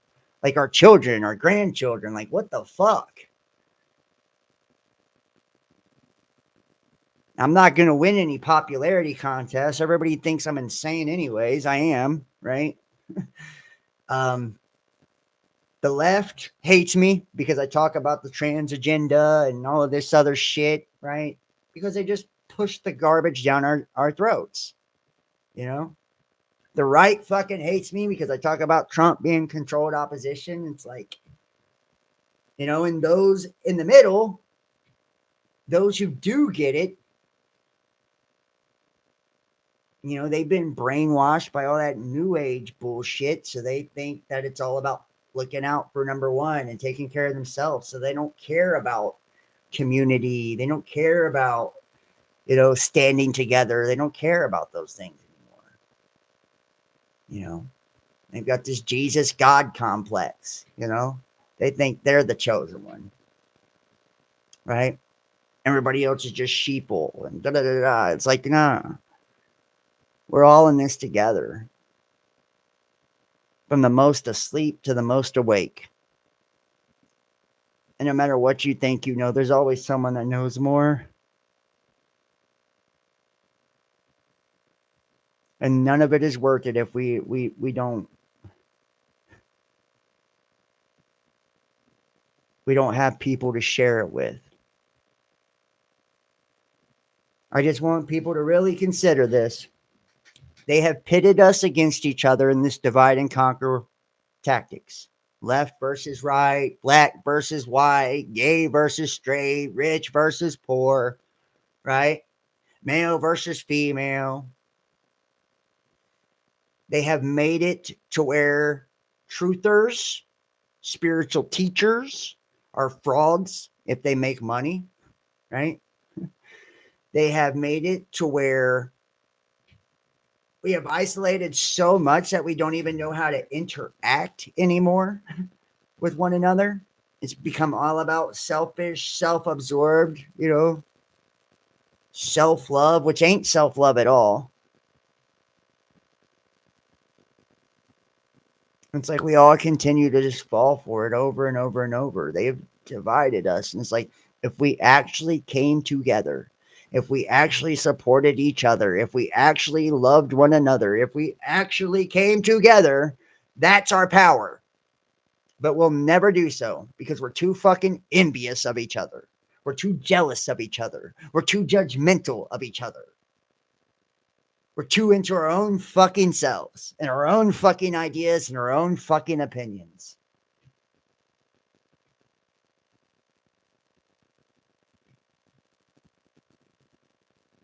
I have to check that TV series out. No, I mean, I love all of you guys. I love all of you guys. I appreciate everybody that, watches on the channel. I appreciate everybody that takes the time to share. No matter what platform you watch, TikTok, Facebook, YouTube, Twitter, Instagram, any of them. I appreciate everybody for following and watching. I really do. I appreciate the prayer warriors who say prayers for me and send good intentions my way. I appreciate the people that share my shit, take the time to comment on my shit, subscribe, donate when they do. I appreciate all of it. I just appreciate everybody that's out there putting out truth themselves, that's posting shit themselves, that's doing this themselves. It's like, I just would love to see more of a united front. I'd love to see us come together more. That's where our power is. Knowledge is power, but it's useless if it's just one fucking person. Right? But when we can take our knowledge, iron sharpening iron, you have your knowledge, I have mine, she has her knowledge, he has his knowledge, and we all come together, we are an unstoppable fucking force. That's how it works, right? They keep us divided that way. We don't know what the fuck's going on. Our heads are just spinning in circles with our thumbs up our ass while they're feeding us propaganda and bullshit and brainwashing bullshit and all of this mind control fuck shit, right? Through their witchcraft and all of this, through the television, through the radio, through the internet, social media, and all of this. And everybody loves, some good witchcraft, don't they? And they continue to soak it all in, get emotionally engaged, and create the exact reality that they want created. They are being walked to the slaughter and they can't even see it. And we're killing each other in the process. So. I am going to wrap this one up. I do want to say thank you to each and every one of you guys for watching tonight. I want to say thank you to everybody. For real, I appreciate all of you guys. Please, please, please, if you're watching this now, I'm getting a little shaky here, hit the thumbs up. Give this a thumbs up, whether you catch us live or catch us on the flip side Make sure to give it a thumbs up. After the live is over, comment, guys. The comments really help with the algorithms. Share this to your social media, your Facebook, your Instagram, your Twitter, whatever. Share the video out. It takes 2 seconds to do that, and it really helps me to spread it around, helps new people to find me. And consider donating, supporting. Like I said, I've been under major attack. Literally, my fucking Patreon is negative $500. I literally have motherfuckers trying to bankrupt me right now. Donate, support. I would greatly appreciate that. Everybody try to donate, help me out. I really need the help right now. PayPal.me, the Best Damn Podcast. Cash App, Best Damn Podcast. Facebook.com, John Keane, Best Damn Podcast. Or join me over on Patreon, patreon.com, Best Damn Podcast Official. If you'd like to book a tarot reading or an astrology reading, text 513-393-2396. 513-393-2396, or email the real Best Damn Podcast at gmail.com.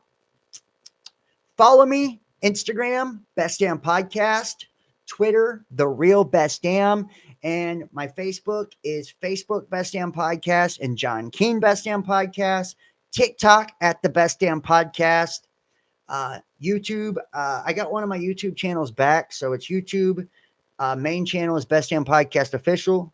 Best Damn Podcast 2 is just Best Damn Podcast. And then I got John Keane, which is John Keane 33. So make sure to hit that thumbs up, like, share, comment, subscribe, donate, support. I love you guys, and I will see you next time. I hope you guys enjoyed this. If you haven't seen this from the beginning, go back and watch this. This is a fucking crazy video. I don't know how long it's going to be up. They'll probably take this one down. So I love you guys. Y'all have an awesome one. And thank you for everybody who supports and shares and all that good stuff. I love you guys. Peace.